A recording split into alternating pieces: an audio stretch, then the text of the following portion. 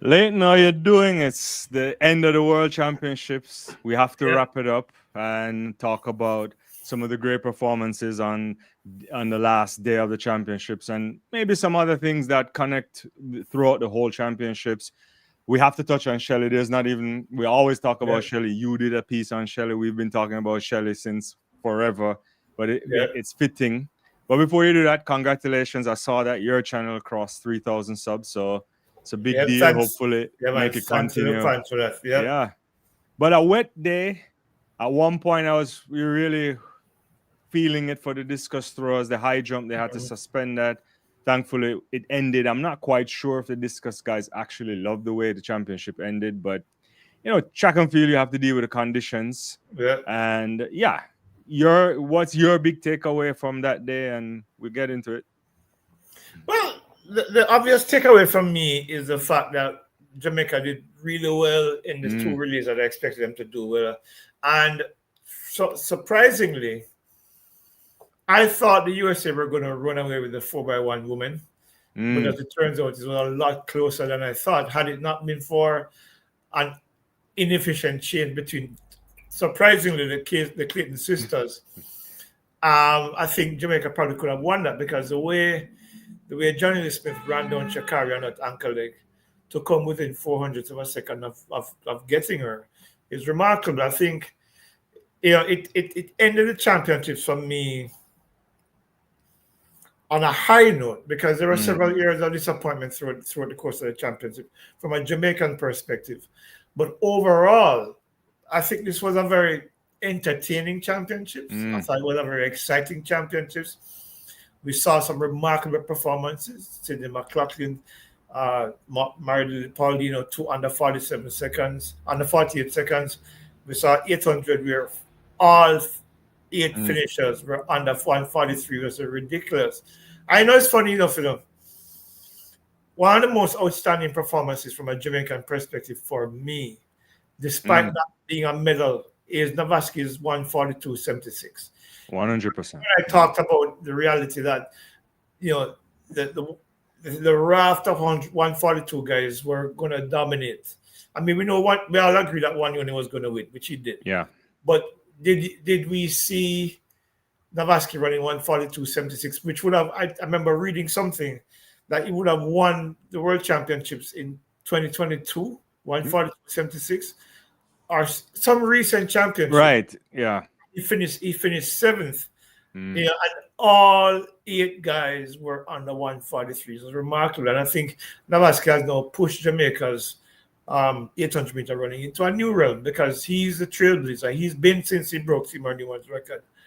Tyrese Taylor held the record for 3 weeks, and Navasi has taken it back in a big way because I think unless he breaks it right now within its immediate era, I think he's the most likely person to continue to break the record because Yeah. clearly since he moved to Baltimore, was it last season? I think he's improved significantly because I think when he went to Baltimore, he was running 144.7, Yeah. and he's down to one. So that's taken almost 2 seconds off his 800 time. No, it's So remarkable. Mm. yeah, man, so it's remarkable. And that was probably one, notwithstanding all of the other, extraordinary performances that we saw at the championships. That for me was probably the most poignant as it relates to Jamaica's progress in an event where we're not known for that kind of Right. proficiency in that event. Because Seymour Newman set that record 145.13, 1977, Yeah. right? And Navasi broke it up for almost 50 years. And then, did what he did, lowered it a few times. And then now he's taking it to a realm where I don't see anybody else right now close to, from a Jamaican Right. perspective, being able to challenge that. So, yeah, I enjoyed the championships. I thought it was really good. I thought it was really entertaining. I thought some of the medals that I thought Jamaica would have picked up, we didn't pick up, but they picked up medals in other years I didn't expect. So it was good. I mean, I really enjoyed it. Yeah. Notwithstanding the fact that I had to be handling broadcast and of course podcast for the 10 days. Well, for Yeah. 10. Other than the fatigue, the personal fatigue, I thought it was really good. No, I agree with you. And yeah, it was thrilling performances everywhere. I want to say one other thing on Anderson to give him a little bit more flowers in this sense is that I enjoy the way he ran that race. So you could run he could have run it conservatively. He could have done it in a fashion where you say, why did he go out with the big boys at that point? He was trying to hang with them, and he finished Mhm. a superb time because he could have sit back and maybe because when you do that, you run the risk of finishing. Well, he finished seven, but it's a creditable seven. But you run the risk of like running a 146 because you kicked too early or you went with guys that Mhm. you can't handle the pace. And I thought he was in it. He was on the shoulders of a bunch of guys that suggested that this is big for him. I do hope it means that when you think about Taylor and some others to come, that they start to get inspiration. And I think you've said it. We've talked about it with other people too, in the sense of the slow guys, the guys who don't have the ability in the quarter mile, they should start thinking about moving up because Yeah, the I'm telling 800 you, meter is a space. Yeah. Yeah. yeah, it's just a big space for them to thrive there. What I was impressed about, and you're right, pick that up, is that Navasi was on the shoulder of the top three Yeah. right up until about 720. Yeah. And then just, I think he just ran, but I think he's found the race model that works for him. Because if, I mean, 142.76 means that he's significantly improved his endurance. What I think he lacks now is the power to drive home that last 80 meters. Right. Because when you looked at the race, he was top four, and then he got run down in the last 50 meters of the race. So Right. suggests to me that a little bit more work. He came by 144, 142.5, 142.3 Yeah. guy. And Yeah. that puts him right in the elite class. I mean, he's in the elite class now, Yeah. but he can be further up the totem pole, if he continues to improve. And based on what we've seen in just one season being in Maryland, I know progress is never linear, but if he continues along this current path, I think he's going to be in another year. The great thing about it, it doesn't have a major championship next year, so he can work on a lot of areas of his race, look at the model, see where he can improve, and come out for 2027 probably a 142 low guy. You never can Yeah. tell. I mean, it's a very encouraging thing for me personally. Right. We talk about Kimar Farkas and all the other guys who Mm. are there and thereabouts 145, 146.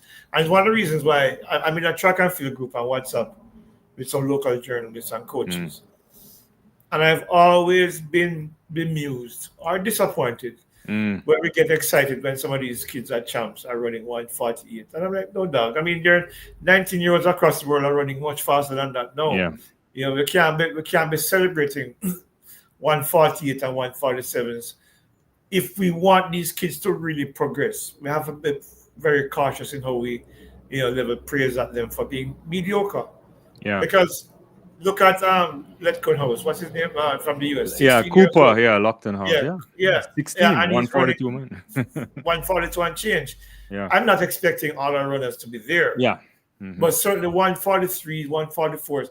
If I am a champs and I'm a coach, and I'm looking for 800-meter talent, Mhm. I'm looking for guys who are maybe 144 at champs, Yeah. not 148 and 147.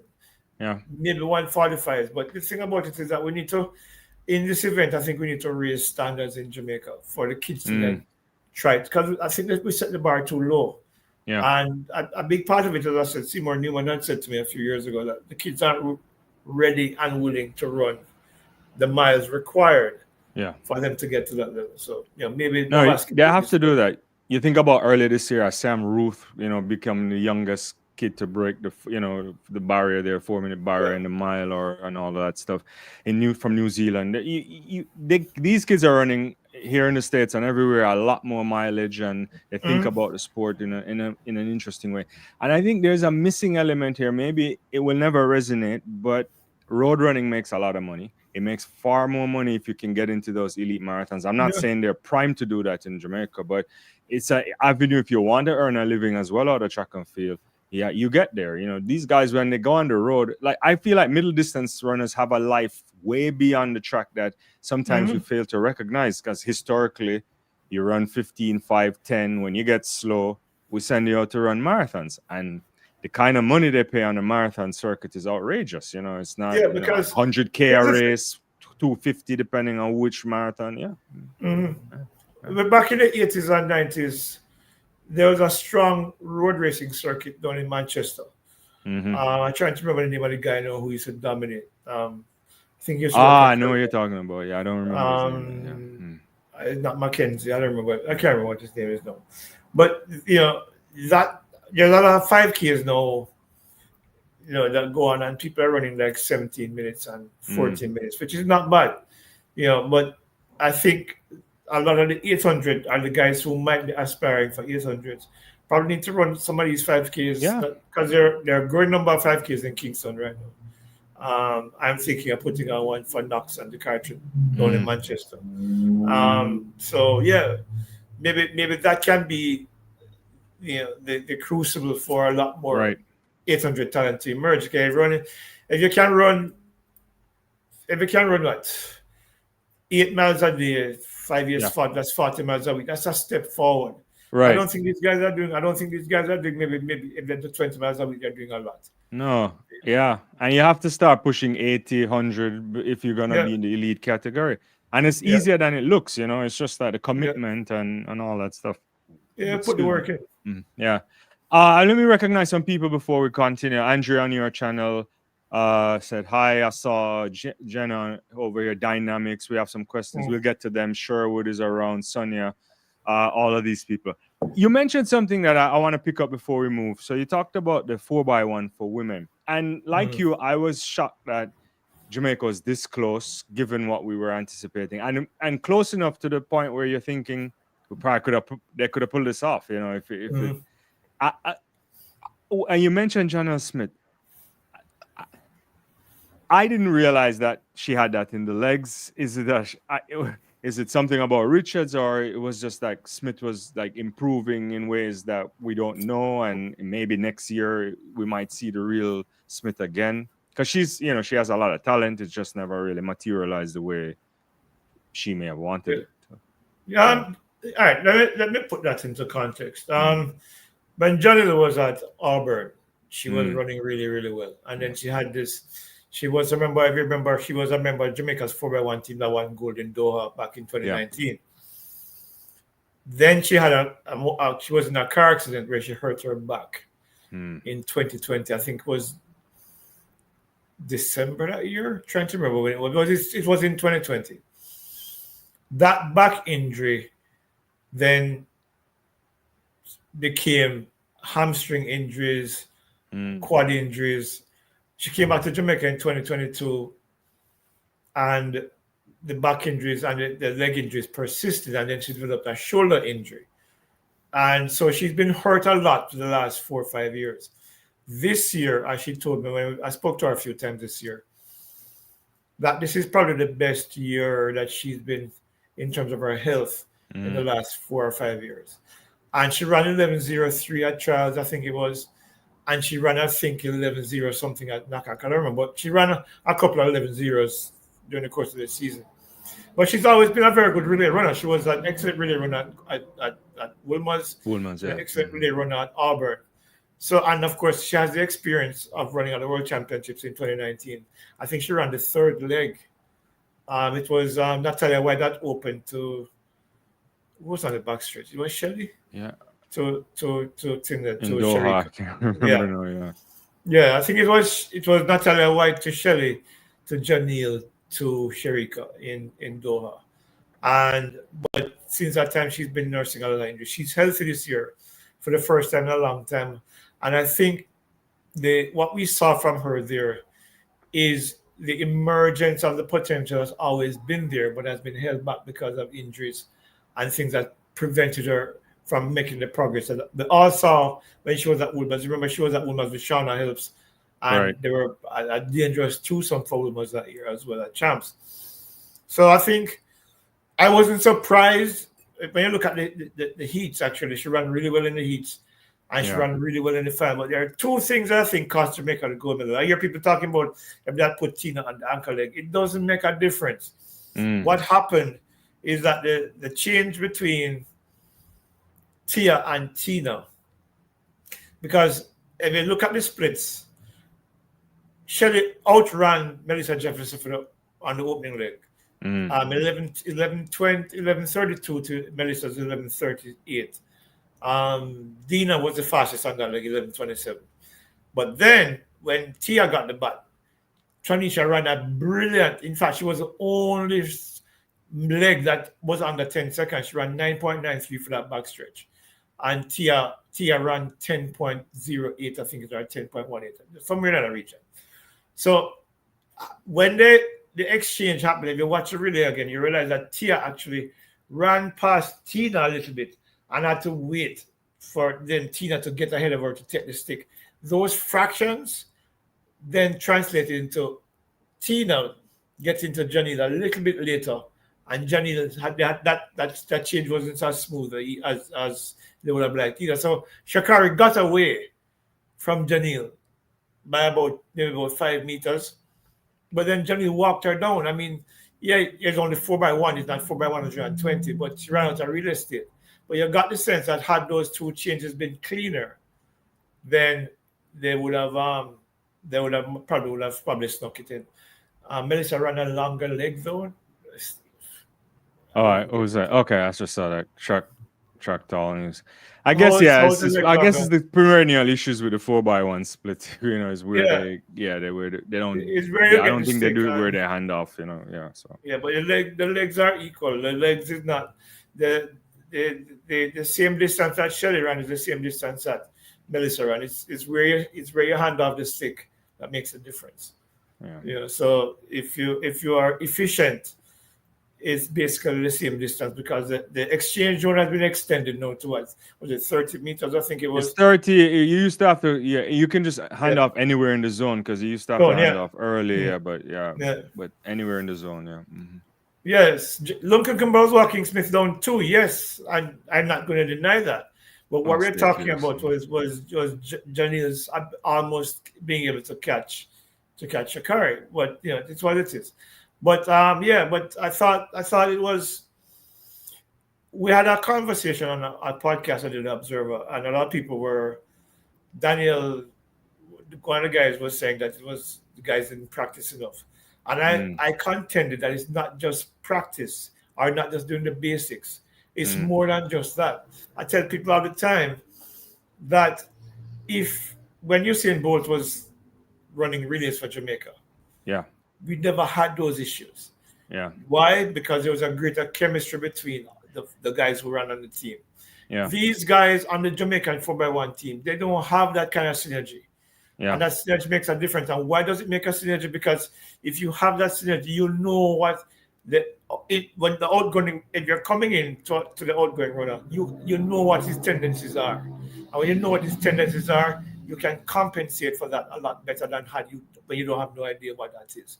Because when you look at, for example, Kishin, we saw it in London where he has a tendency to get very anxious and then take off too early. That's what happened again here.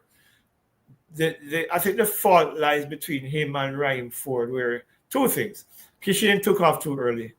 He's very fast, so it's going to be difficult for Ryan to catch up with him. However, when they got close to and Ryan started to hand over the ball, the mistake he made is that he should not have let go of the stick before Kishin took hold of the stick. And that's I think there's the blame can be shared. And Dynamic says it the beautiful thing. I said it on the podcast as well. The team needs a leader. There's no clear leader on this team.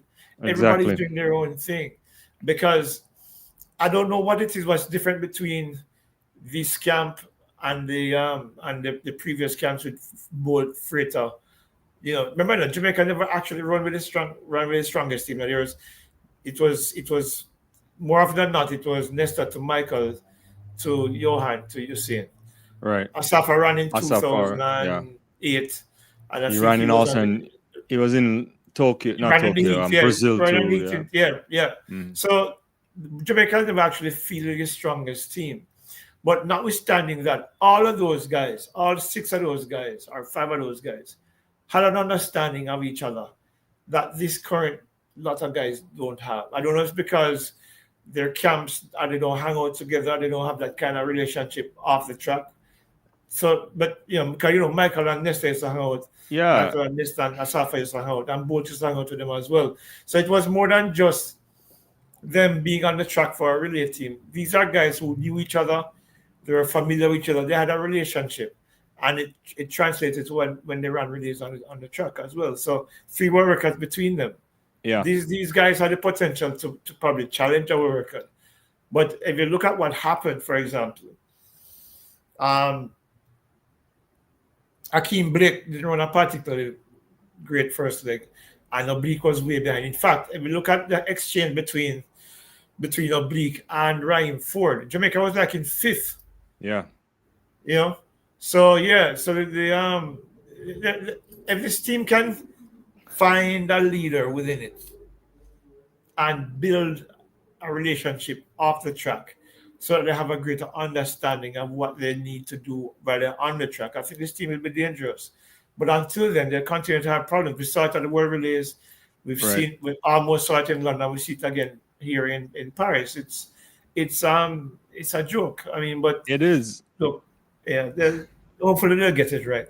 Well, here's the thing. That's why sometimes me and you together is not really always great because we agree on everything too much. But no, seriously. So this is the thing that I have been saying, and I've been talking to other people, and I think this part on the relay is sports administration.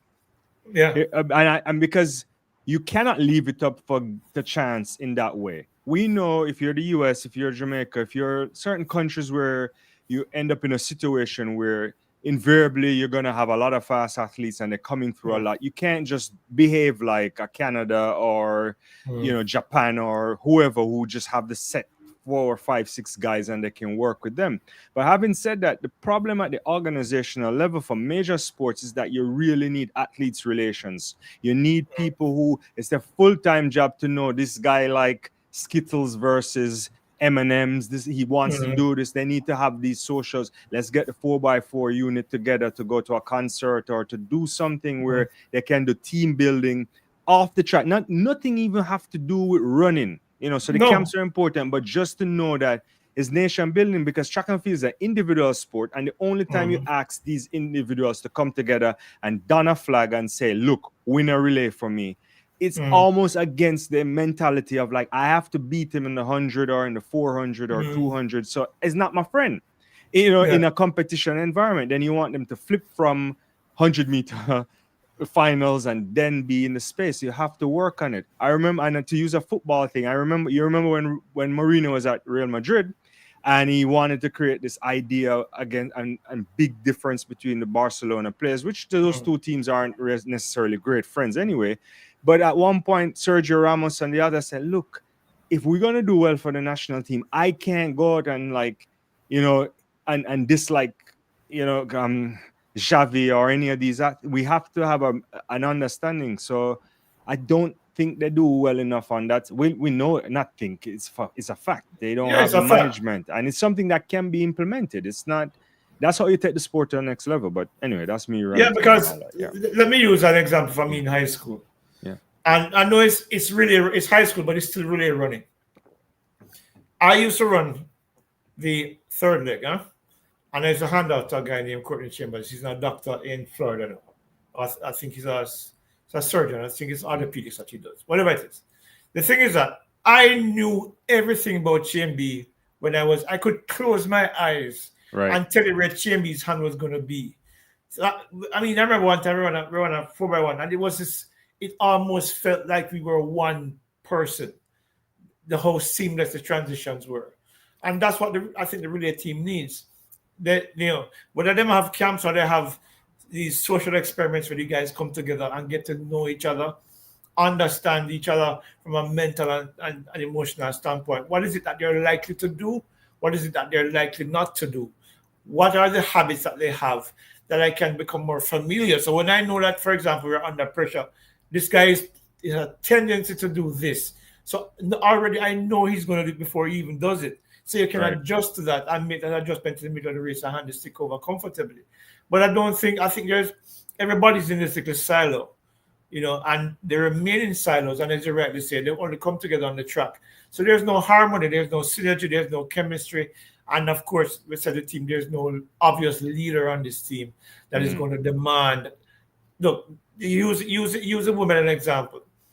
Tia Clayton and Tina Clayton said before the preliminary round, Shelly came to them and gave them a talk.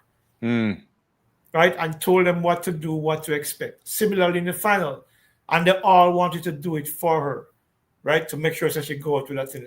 They all, and you heard the guys talk about wanting to do it for Hussein because these were the leaders who demanded the level of excellence that individually they might not be consciously aware of that they're probably slacking off in a particular era, but they wanted to be perfect so that they would have the leaders' blessings or Right. whatever it is.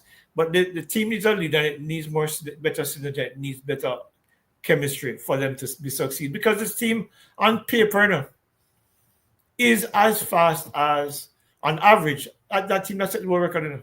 Yeah. But one of my first ever videos, I did a thing where going into the season, into the Olympics, in 2012 when I set the world record. Michael Frater was 9.95. Yeah.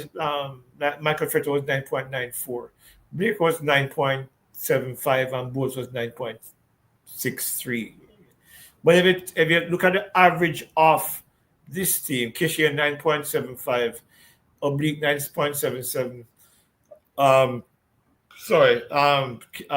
What's his name? Akeem Blake Akeem Blake. 9.88. Yeah. Yeah, all of these guys, the average of their times is virtually equal to the guys back in 2012. What the guys had in 12 and 12 was greater synergy that this team doesn't possess. Yeah, I think we're heating this up a lot there. There's a lot of questions on your end. Shante said, I don't think chemistry came into it, more lack of experience, a young team that don't gel yet. Someone is, I think Carl is asking, Leighton, how do you explain the final leg in the women's? I think it's meant 4x1, Shakari 10.08, Janel 10.13, and the German, I get looking Kemper, I guess you meant 9.85 on the splits. I think you mentioned some of those things already. Yeah. I think chemistry can overcome inexperience sometimes too. I think that's the point you're making too. Like, maybe because when you're finer details sometimes. Yeah. Yeah, when there are a lot of intangibles that go, and this is from experience. There are a lot of intangibles. It's not just you being able to run fast and hand over a stick. Yeah. There are a lot of intangibles that come with really running. That's more than just handing off the stick. Our thing is you have to know the person who you're handing off to, and the person who you're handing off to has to know you as well. They know what your habits are. They know what you're likely to do. It's like football, as you mentioned a while ago. Yeah. When you're on a team that has played together for a while or have a synergy with each other, you know that you can turn your back and know that your teammate is there because he knows that where you're likely to put it. It's similar to the relay running. If you're like, for example, if you saw where the last thing is a photograph, I think I sent it to you. Yeah. Where Kishan actually stepped out into the lane outside of him, where France was.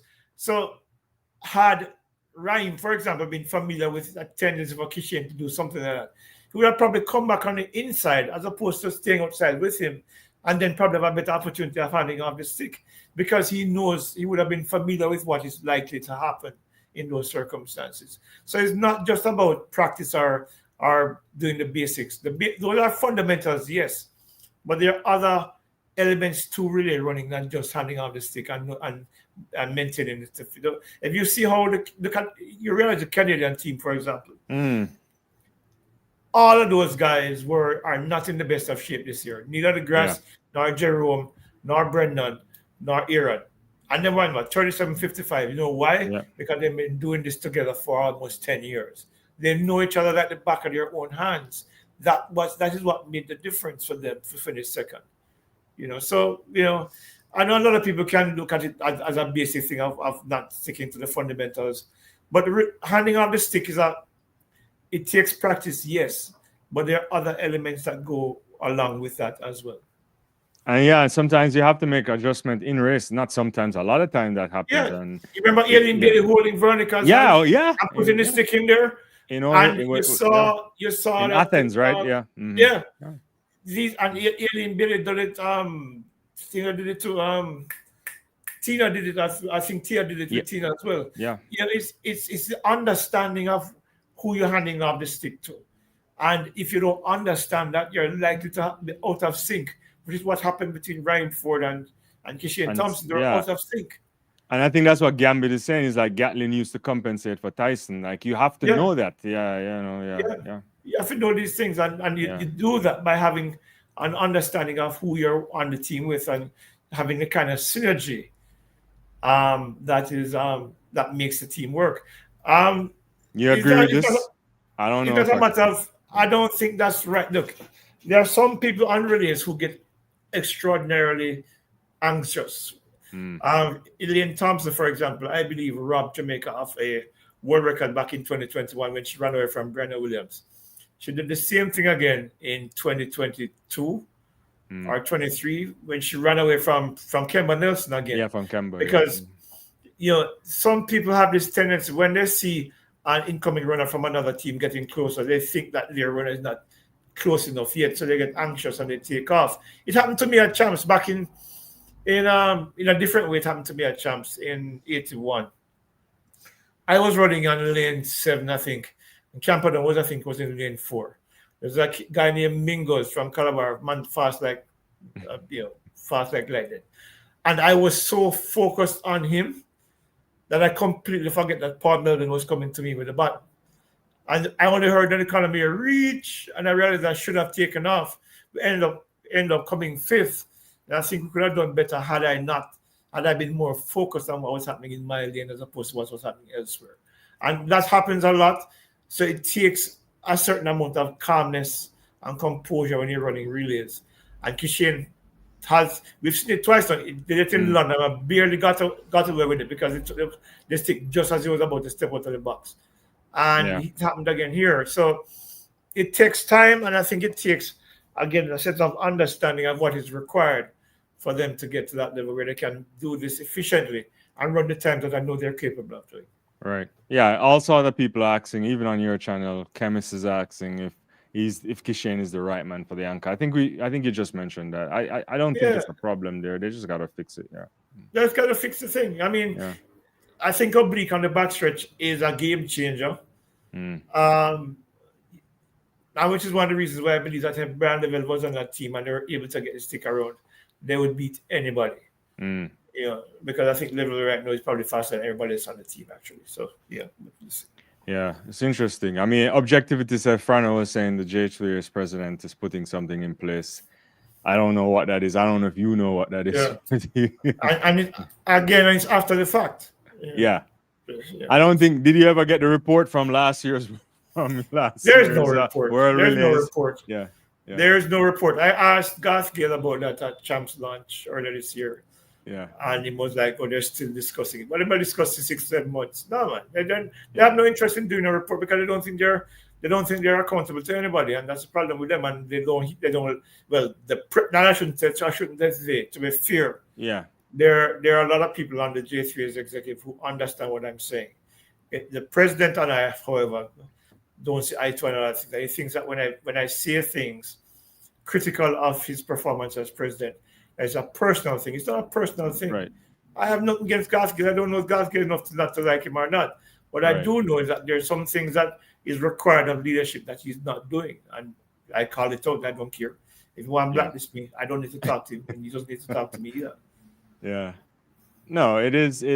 Yeah, it's important. You got to, analyze the thing. And ultimately, sports is about, it's high level sport, and you can't be every day this close, and you can't make mistakes that are important to the nation, right, or to the benefit of the team members or something. You have to do everything that's right, because you're also working with not, it's not fair resources out there, right? You're not working. There's no money in the same way, USA Track and Field can just get up and pay a guy $2-3 million to run the organization. It doesn't work the same way, So. Yeah, and the thing about it is that we can't keep going to these championships and not maximizing our full potential. Right. We get some near misses and we become so accustomed to it now that we're thinking, oh, it's championships. But you realize that more often than not, it doesn't happen to the Americans, it doesn't happen to the British athletes, because they prepare better. And the preparation is not just what you do on the track. It's what you do off the track to prepare the athletes on the track so that they're able to perform at their best when it is required.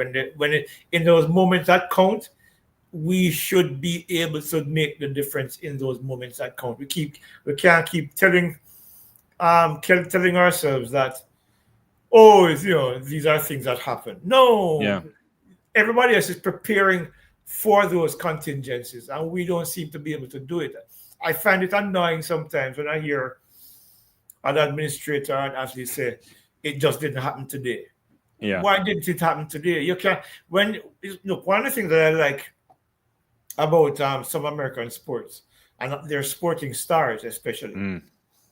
when Michael Jordan was playing in the NBA, or Magic Johnson Mm. or Larry Bird or any of these guys, because I don't watch NBA much these days. The game doesn't appeal to me anymore. Yeah, it's They, rubbish these days. Although yeah, I got into it again this year, but anyway. yeah, yeah. They when the moment arrives for you to rise to the occasion, you that is what makes stars. You can always do everything fine, and then when it comes on to the crunch moment, you freeze.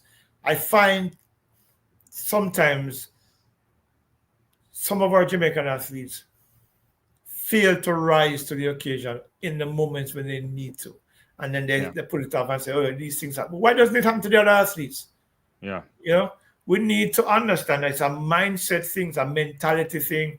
Let me use a Liverpool example, because everybody knows about Liverpool supporter. Yeah, it is But Liverpool. you remember when Jurgen Klopp came to Liverpool, we were a team that was floundering. Right. And he said he wanted to make this team mentality monsters.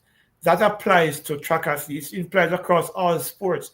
You come down to crunch moments, and you have to be able to thrive in those moments. You can't get the moment get ahead of you or above you. Again, a simple example. Again, there was this guy at the Leighton that was working there when we used to play pool in the sports club every lunchtime, and he would kill me. I mean, sometimes he clean the board before I even lift up the cue stick, right? And then we used to have these inter-house competitions. And in every inter-house competition for the 3 years that we had them when I was at the Leighton, I would match up with him because it's a head-to-head thing. And he'd never beat me in those moments because I never let the moment get to me. I never thought of it as, boy, this is a crush match. I think of it just another pool game, and I just focus on what I needed to get done. I think sometimes our athletes and our administrators accept levels of mediocrity that they should not be accepting, because on the circuit, a lot of these guys, a lot of the Jamaican athletes are better than the guys who they're beating every year, who beat them in championships. Right.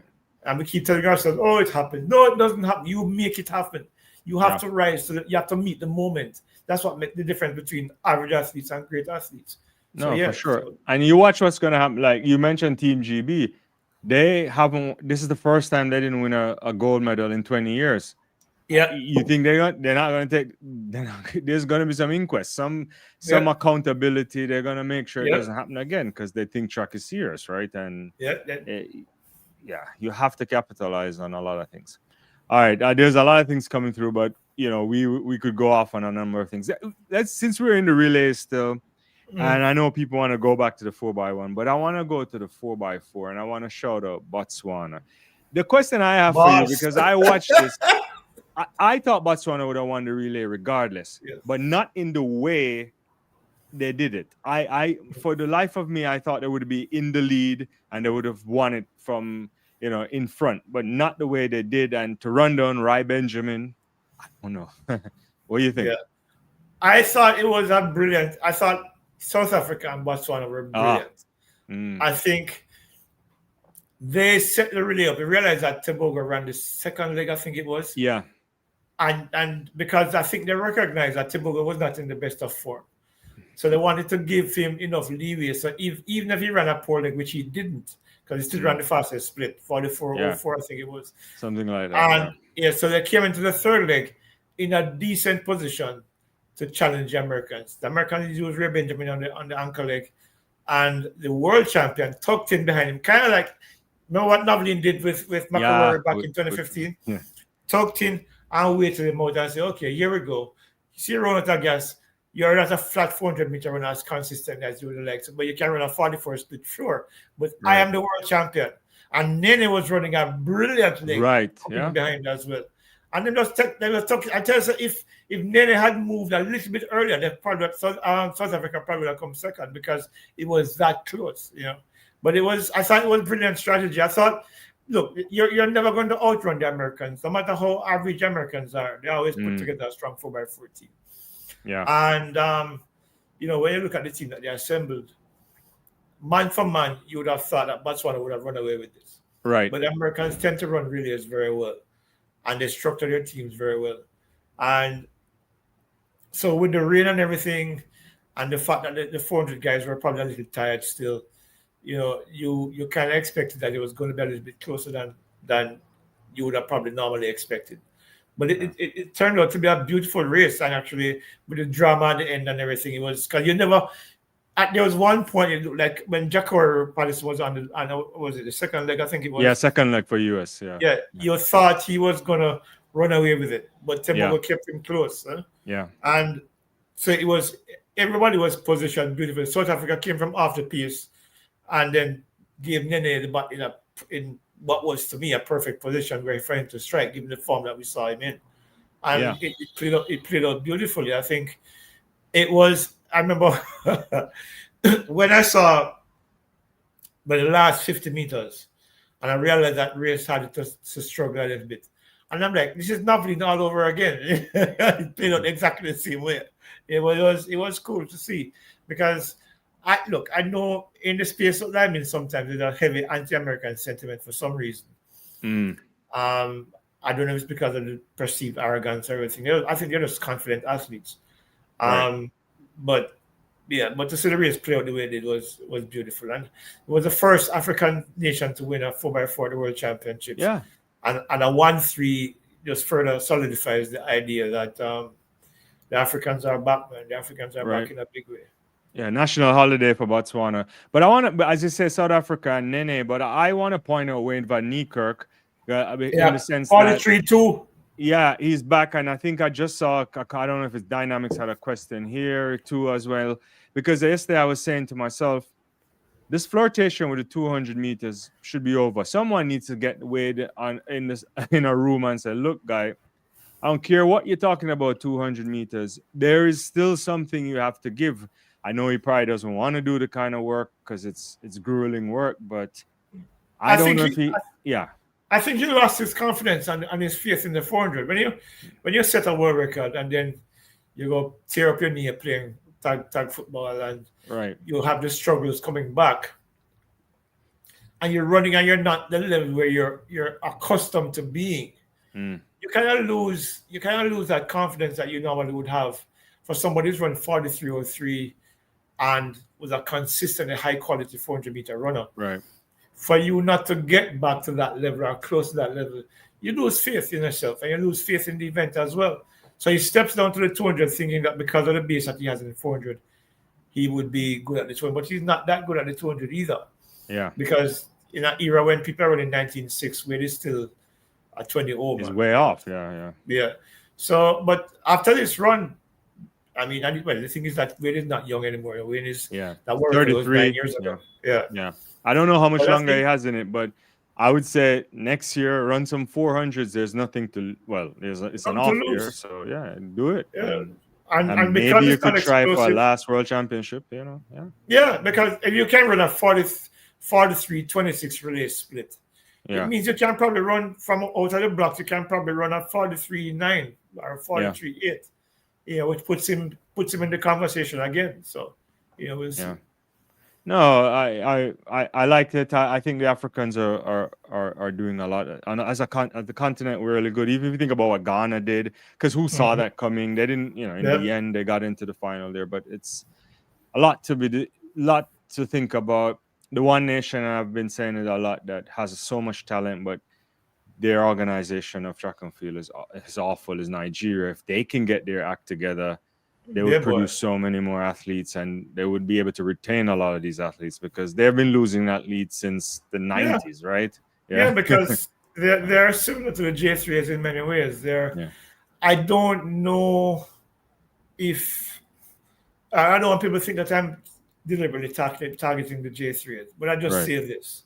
Because I'm not. I just think that there are things that they need to improve upon. And one of the things that I think they need to improve upon is that they need to understand that the athletes are their best assets. Mm. And governing the sport is not about them. It's about ensuring that your athletes feel that they're wanted, that they're respected, that they're needed, that they are the most important tool in this. Right. They're the most important cog in this wheel that we call Jamaican track and field.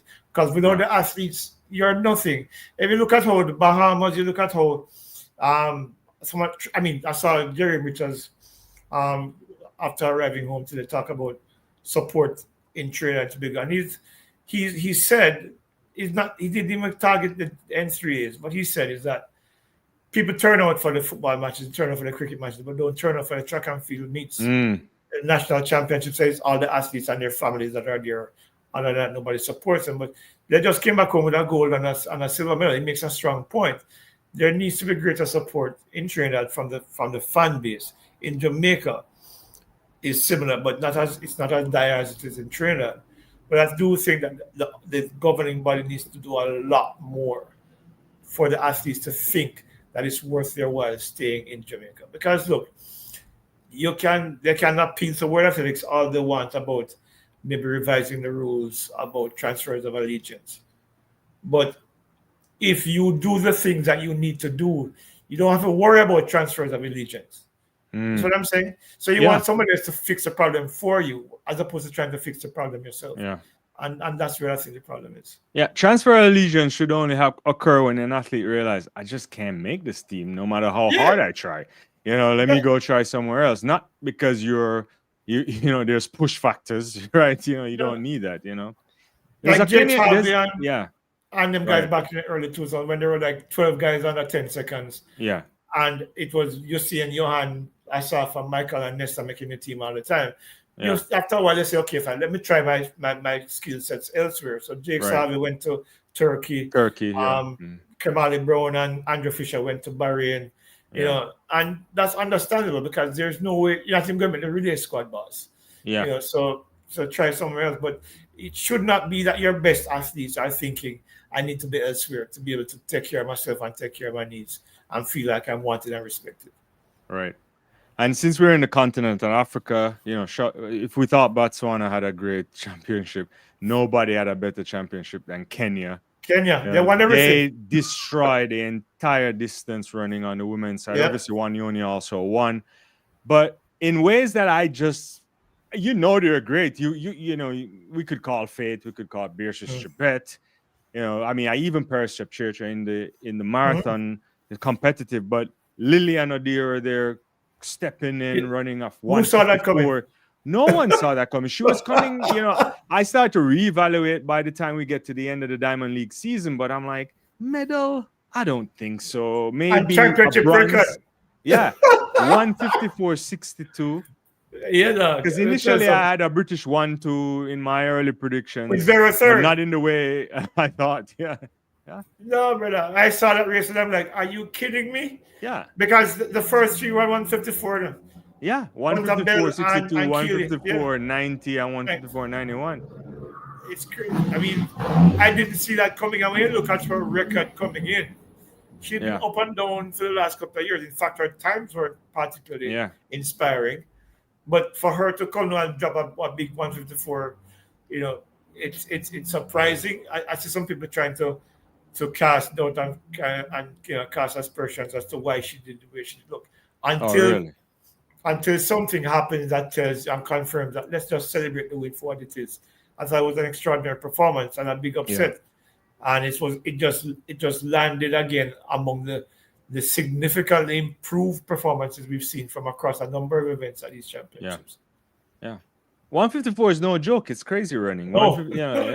It's madness. And Hunter Bell, they're running a PB 154.90, beating her. Yeah, I'm beating Keely. Yeah. It's who I thought and ran better than I didn't realize this, but she had it this year, is even Mira Moore, because she was having what could be considered an ordinary season. Yeah, and then she runs a season best 150. You run 157.30 and finish dead last in an 800-meter final. I am not quite sure how to explain this. Similar in the men, but 157.3 is not a slouch time, Nope.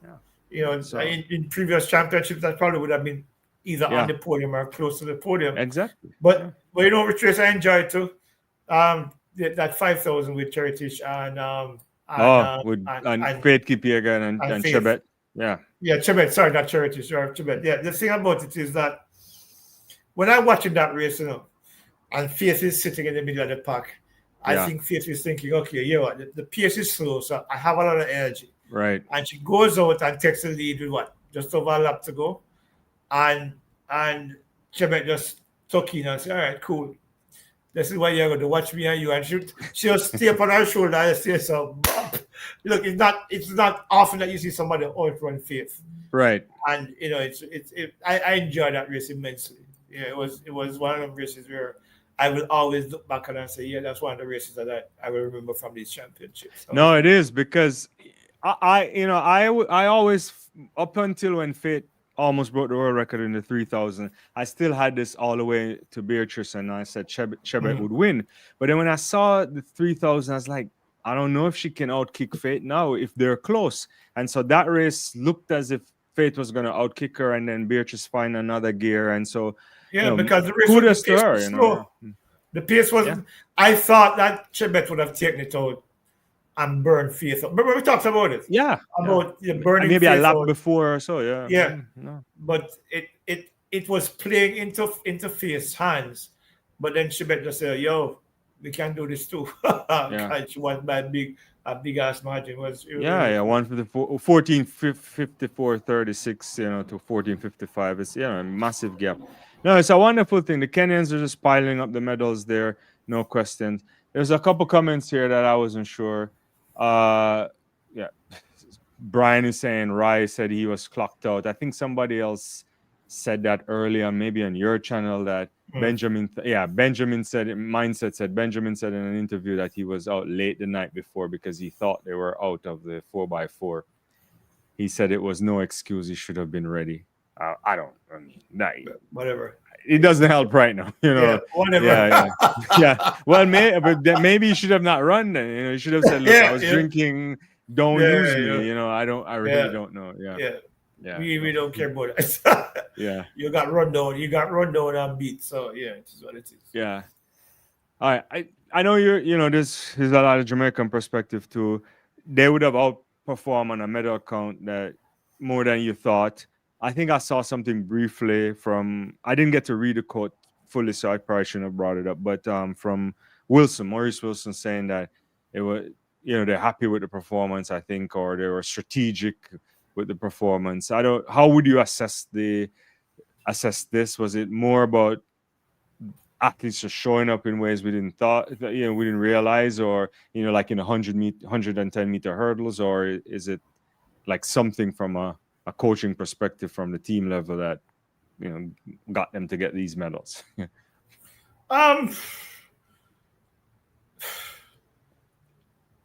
I'm to characterize the performance, I would say, especially in the context of what happened in Paris last year, right? This was a much improved performance. It was one gold medal, yes, but when you looked at the head-to-heads and the potential for medals during the course of the championships, you never really saw much opportunity for gold medals anyway. I always thought that Seville was going to win the 100, and I've said that on multiple occasions. But when you look across the board and all the other events, nobody really saw another gold medal coming anywhere. Maybe men's 4x1. But other than that, there was no real prospect of a gold medal elsewhere other than Seville to me.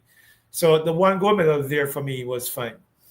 The six silvers was, to me, a signal of improvement. Yeah, the woman didn't pick up a medal in the 100 meter hurdles, but we got two in the men's 110. Yeah, which means that to me, finally, Orlando Bennett and Tyler Mason have come. They have risen above the fray and joined the ranks of a Hansel Parchment and a Rashid Broadbell and a Ronald Levy as championship medalists. So that's an indication of improvement there. When Rashid is back next year, hopefully recovering in time for the World Championships in 2027 because of that surgery on his Achilles. Achilles. And probably people like Jerome Campbell from who's at Arkansas, no transfer from Northern Colorado, and a couple of the young guys coming through the collegiate circuit. I think what we're going to see, or what we are likely to see in the next couple of years, is that these guys, Orlando Bennett and Tyler Mason, will help to trigger, I don't know if trigger is the right word, but encourage a more accelerated level of performance improvement from those guys coming behind them. Because Hansel is at the end of his career now, basically. Right? Rashid is still in the pink of his career. Right. But now he's joined by Orlando Bennett and Tyler Mason, who have credentials now as world-class hurdlers. So I think that was something that many people didn't expect. We were hoping. But when you looked at the field with Tinch and, what's his name, Zoya, who didn't deliver because I think his injury became an issue. He had an injury as well. Yeah. And even with Jacoby Tharp, who won the US Championships, you cannot put the Jamaicans just below that level. Yeah. Yeah, especially given the times that are being run this year. Yeah. But 13:08 and 13:12 for silver and bronze, I think now where you can safely say that the Hansel Parchment, Rashid Barbell ranks have been joined now by these two guys. So that was a pleasant surprise. And it made up for the absence of a medal on the women's side. I was talking to Daniel Williams today, and she was saying, boy, the thing about the hurdle is that you have to clear those barriers, and even though then, for all the good form that she was in, she didn't execute the way she wanted to, so that was costly. Yeah. The thing I would say about 100-meter hurdles and 110 hurdles, and I say this for every country, is that no matter how good you are, you can't bank on those medals because this competitive space is too competitive, right? Yeah. So the Tajik and Bunji wins, and we were like, okay, that can happen. We probably didn't really see it coming, but if it happened, we were like, okay, Vesa could have won, but she wasn't there. So it's always something there. In the same way, and even on the men's side, obviously, we sometimes always give it obviously to Grant Holloway when he's in top form, but Tinge, the US come 5-6 stack all the time, right? And the Japanese have athletes, Murataki, they got guys who didn't even make it in the final. There's everywhere the competition is stiff, so you don't want to be banking on those gold medals if you're from a team perspective, because it may not come, Yeah. With Murataki, for example, he ran 1292 coming in or something. Yeah, but here's the reason why I didn't factor him into my potential medal haul at all. You see, if he was running 13 O's and maybe a 12.9 or 2 during the course of his, kind of like how Tinch did. Right. You could have probably say but that's a flash in the pan performance under no pressure. So you're going into a high pressure situation. I didn't expect that from him really at all. I didn't expect him to pollute anything significant because running on the circuit and running at 1292, or was that the Japanese championship that he ran it or something like that? Or an event somewhere. One of them. If it's it was maybe a meet afterwards. Yeah, in fairness to him, he was in the Olympic final, right? He came fourth last year, right? So I get that. But the thing about it is that this year, when I'm looking at his performances coming, that 1292 was kind of a surprise, to be honest. Yeah. So him going into a major championship where he's not running against, average sprinters and hurdlers anymore. We're talking about the best in the world here. That pressure circumstance is completely different. So him not being able to pull the trigger on that particular, to get below 13 seconds again, or even 13.0, just probably speaks to the whole idea that the occasion just probably was too big for him in this moment because he's still a pretty young guy, right? So maybe he lacks that championship method for now.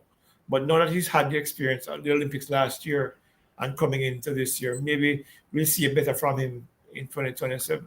Possibly. The one thing I'll say about about the hurdles is that you cannot hide from the circuit if you're going to be in the best shape and at the championship. You have to compete with these people week in, week out. And the hurdlers, they definitely don't hide from each other, right? So I'm not saying that, but some of them compete less. But you got to show up because you have to show up. There's lessons every day. Every week on a meet, there's lessons. Yeah. Yeah. Juliet Cuthbert said something in the studio with me the other day that was one of the reasons why Jamaica's 400-meter men are not as consistent. Is because they're not on the circuit. Yeah. They're running 1 and 2 meets, and they're not on the circuit, knowing what it feels like to compete against the best in the world on a frequent basis. Lets your body get used to that kind of that stress that is required for you to pull off wins and run fast times consistently. I think it's probably the same with Murray Clarke, where he's not running against these guys often enough to understand how to pull that trigger when it matters most. So that's Marvin is saying Tyler was on the circuit, but I don't think Tyler had the credentials to be on the circuit. No. The way I'm sure he would have wanted to be on it. Next year might be a different story. Yeah. What Tyler told me was that his primary focus. I did 2 interviews with him this year. Yeah. And what he said to me that his primary focus was not going to be running at meets. He wanted to work on some things for nationals and then for the World Championships. He was fortunate, I think, to put it together, having not had that many races leading up to the championships. But he somehow, Ivan journalists found a way to trigger that performance at the national in Tokyo. So 13-17, then 13-12, 13-12. Tyler has never run that consistently fast ever. So it worked out to his benefit. But longer term, does it work longer term? Maybe not. Zahir Clark on your channel is asking, should Sydney return to the 400-meter hurdles or try to lower that world record if she goes on to break the flat 400 record, or should she try the 200-meter next? She's done everything she can possibly do with the 400-meter hurdles. I think now the new target for her would probably be the 400-meter world record, because I think she now recognizes that it's within reach. Right. She runs 3 rounds and she comes within 0.2 of a second of the record.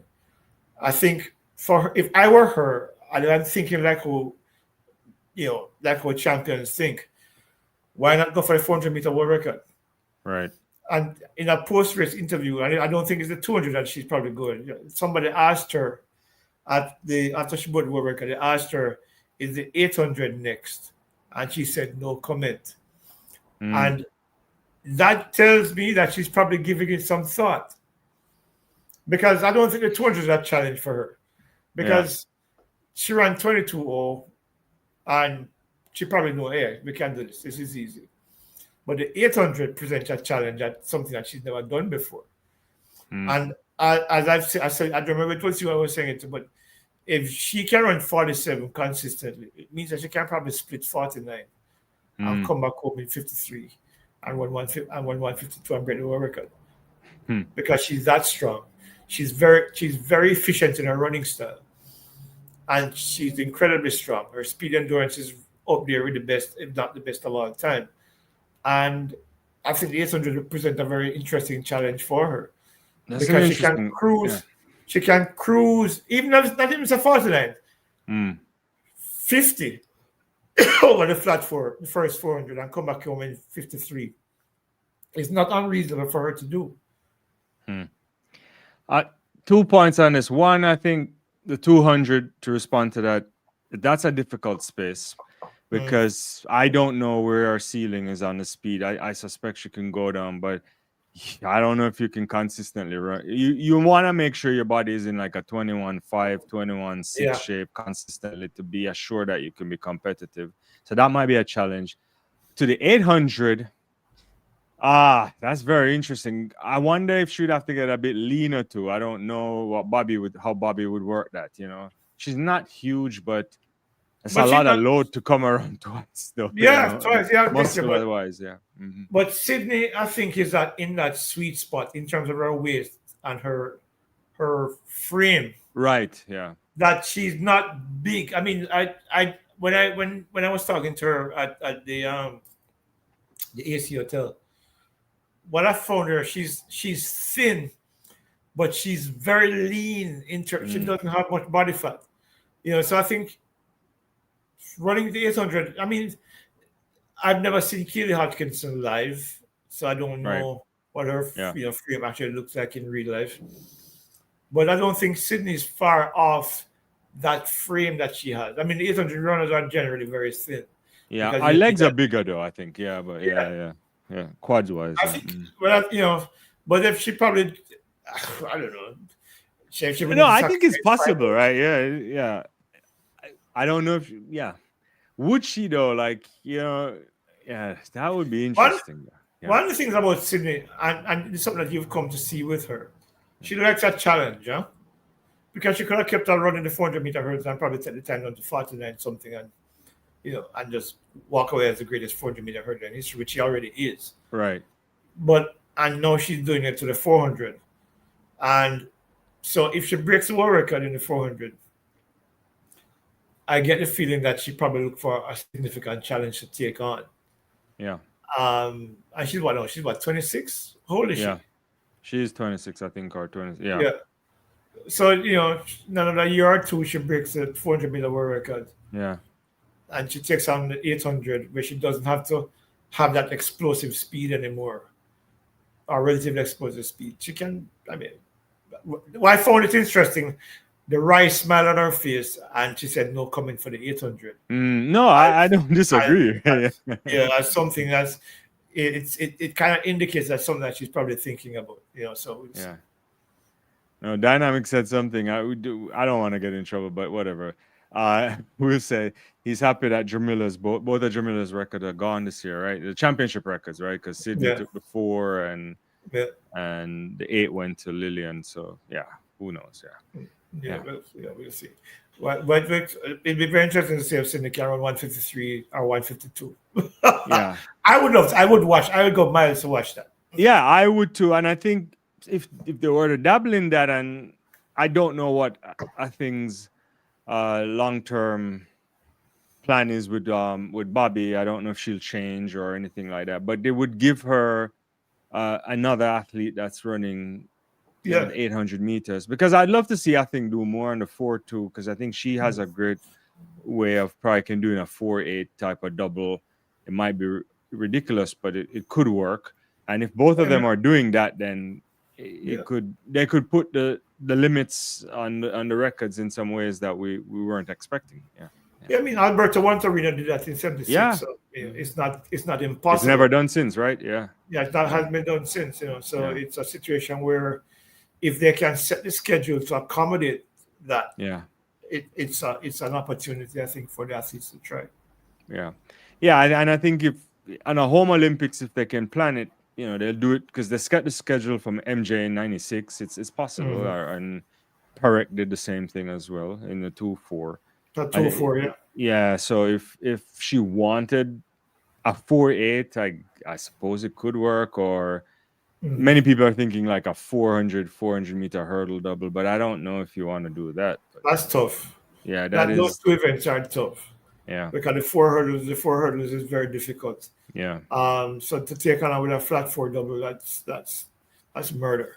Yeah, that could come back to bite you. Yeah.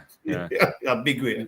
Yeah, it could be like when they do when Sifan tried that triple 15, 5, 10, or Goodoff tried that the other time too, and it just didn't work. Yeah, Sifan didn't muddy her. I tell you, I swear to God, she snipped something. Yeah. I know she's living life on the marathon circuit. Yeah. Go ahead. No, I just saw a comment here. Good evening to you. I mean, some of these names you have, guys, it's difficult to put them on the screen. Yeah, beer back. Al Ben on your channel says, do you guys think track would be bigger if the sprint rivalry was between the US and bigger countries like Great Britain instead of Jamaica? No, not necessarily. I think Jamaica and the US have had a rivalry that has captivated the world for almost 100 years, actually. Yeah.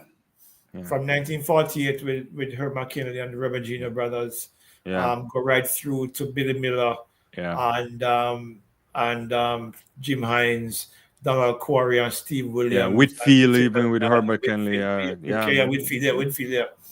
And you're seeing on Tyson Gay and Justin Gatlin and Shelley and every American woman in that era, and Elaine and every woman in that era as well. Murray Nutty. The thing about what makes the Jamaican rivalry with the US so interesting is the David and Goliath idea behind it, where this little nation is capable of taking on the US and in some ways dominating the US in some eras as well. Because Yeah.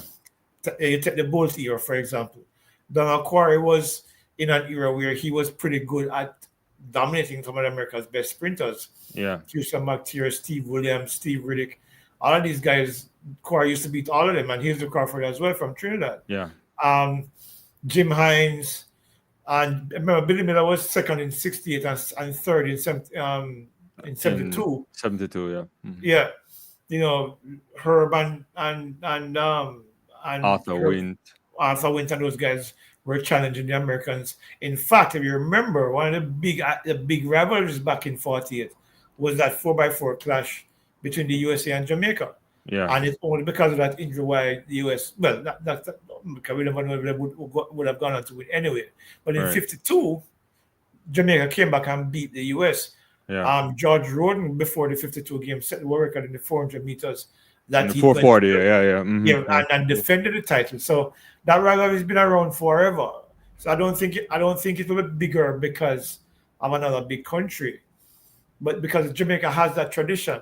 And in fact, even go back even further to GC Foster. GC Foster was beating everybody in the world, and the only reason why I think he didn't run at the Olympics in 1896 was that because Jamaica didn't have Olympic charts at the time, and the British guys weren't keen on letting this half-black guy come in and embarrass their white runners. That's my thinking. I mean, I don't know what the historical facts are about that. But so he didn't get a chance to compete on it. But he beat all of them.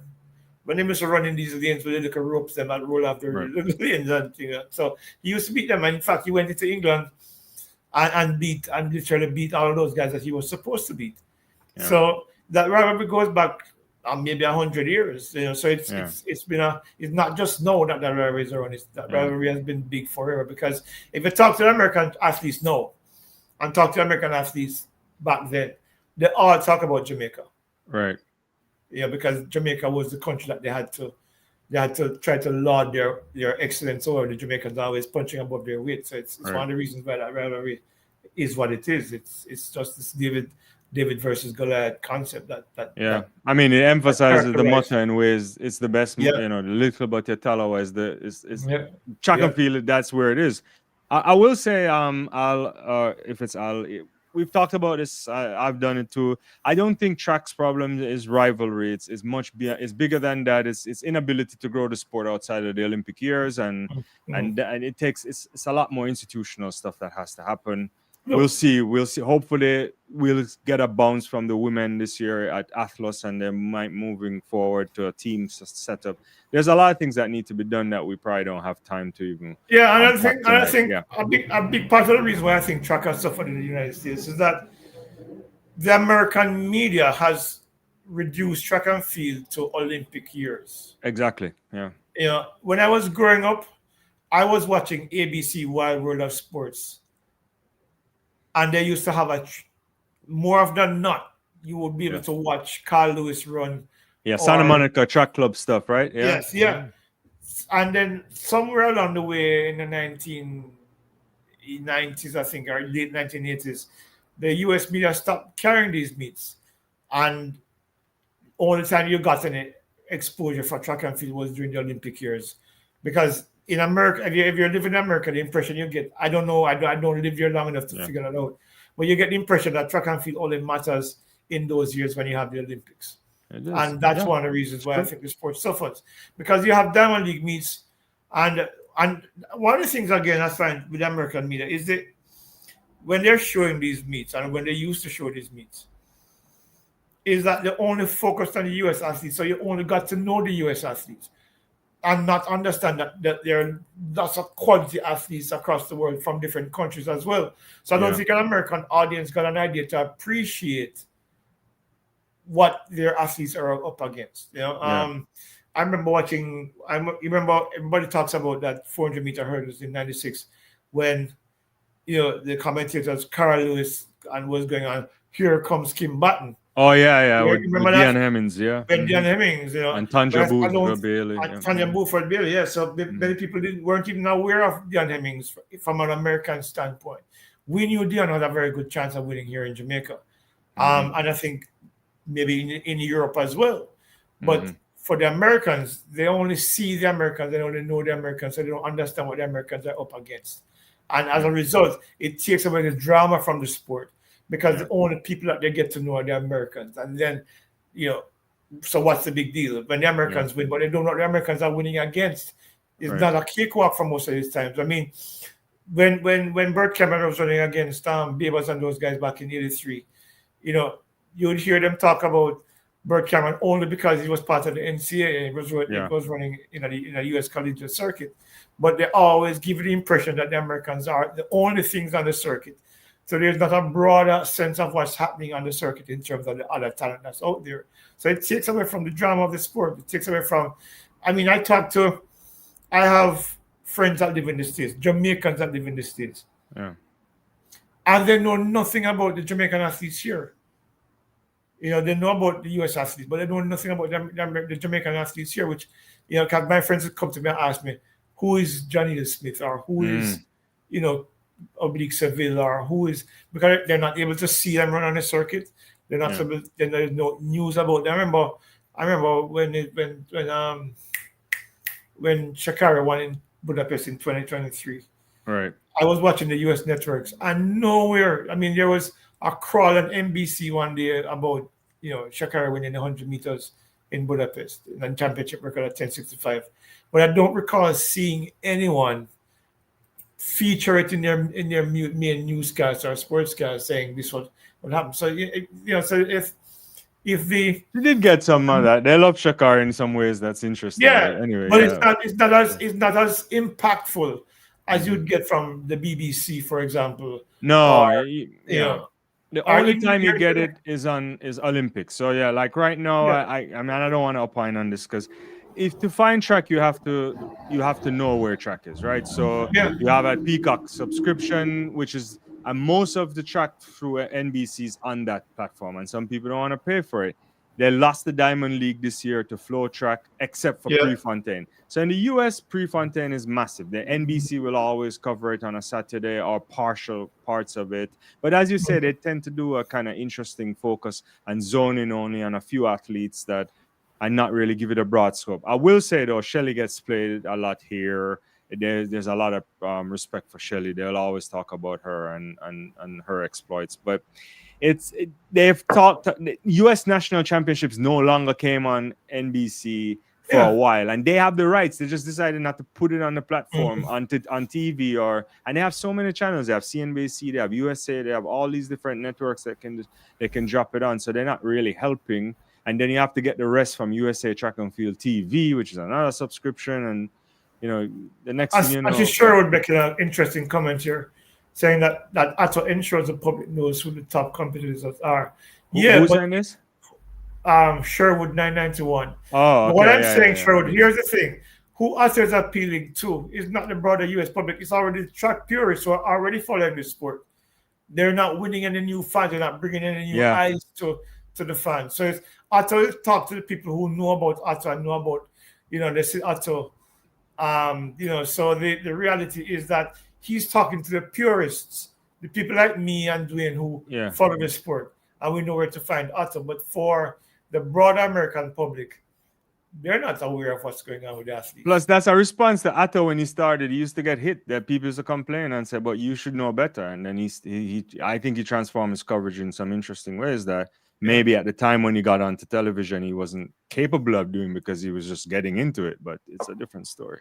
Yeah. That's what Trevor would be saying. I hope Nike keeps Shelly on a spokesman ambassador for.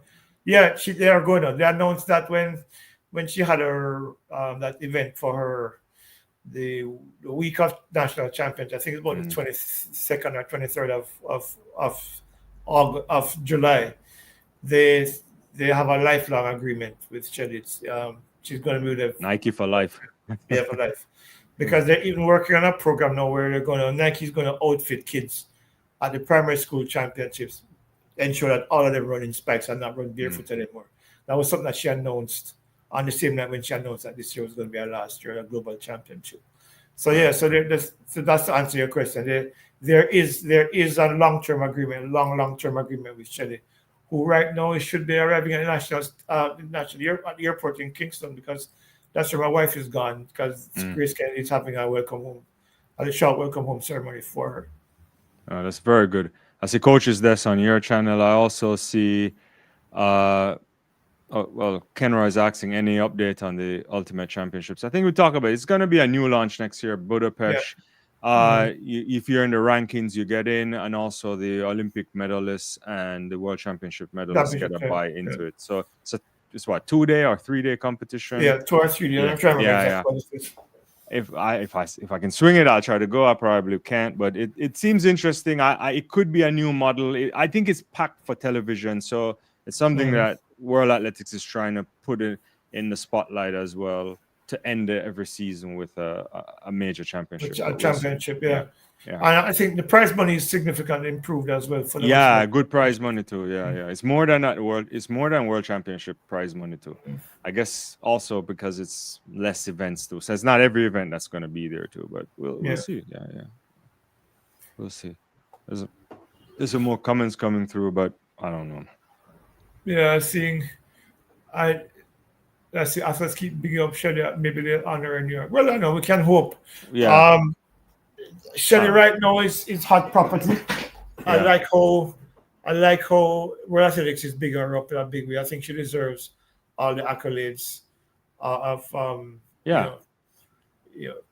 because the Cole Hawker, the men's 5,000. You want to talk about that? I thought it was. I guess I didn't see it coming, but this year is the most open 5,000 meters. We didn't have Cheptegei, didn't have a bunch of these guys, Kiplim or anybody there, and some of Jakob wasn't at his best. So it was wide open, and I think Haka had something because he got disqualified in the 1,500 meters. So, I mean, the American men have been doing a lot of stuff in the distance running. You know, your Grant Fishers, your Nico Youngs, your Bryce Hoppel, you name them. So it's there. It's not a surprise, and it's even in a post Salazar era too. So the coaching is good. So it's a continuing legacy of Steve Prefontaine. Yeah, exactly. The Americans have always tried to emulate what he did in his short life before he died. I was age 24, I think it was. But the Prefontaine meet tends to encourage a lot of middle distance runners. They have that mile race at the end of the meet and stuff like that. And I think what I think is happening now is that there's a coming together of an emergence of talent that we're seeing with Cole Hawker and all of these other guys.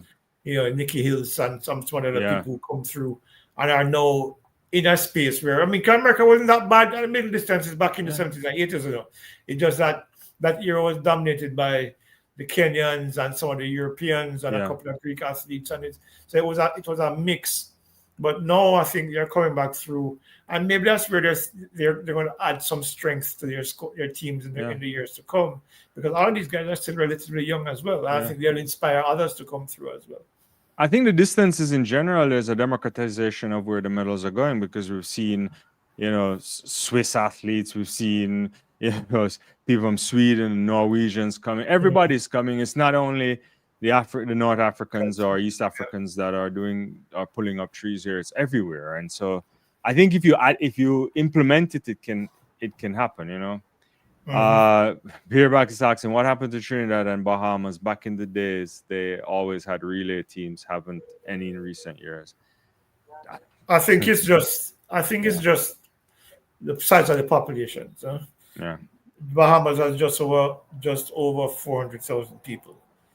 That they produce so many world-class athletes is remarkable. But if you look at what happens sometimes on a down cycle, more Bahamas than Trinidad, you will find that they won't have athletes matriculating to the senior level as quickly as, say, Jamaica. Trinidad, I think Trinidad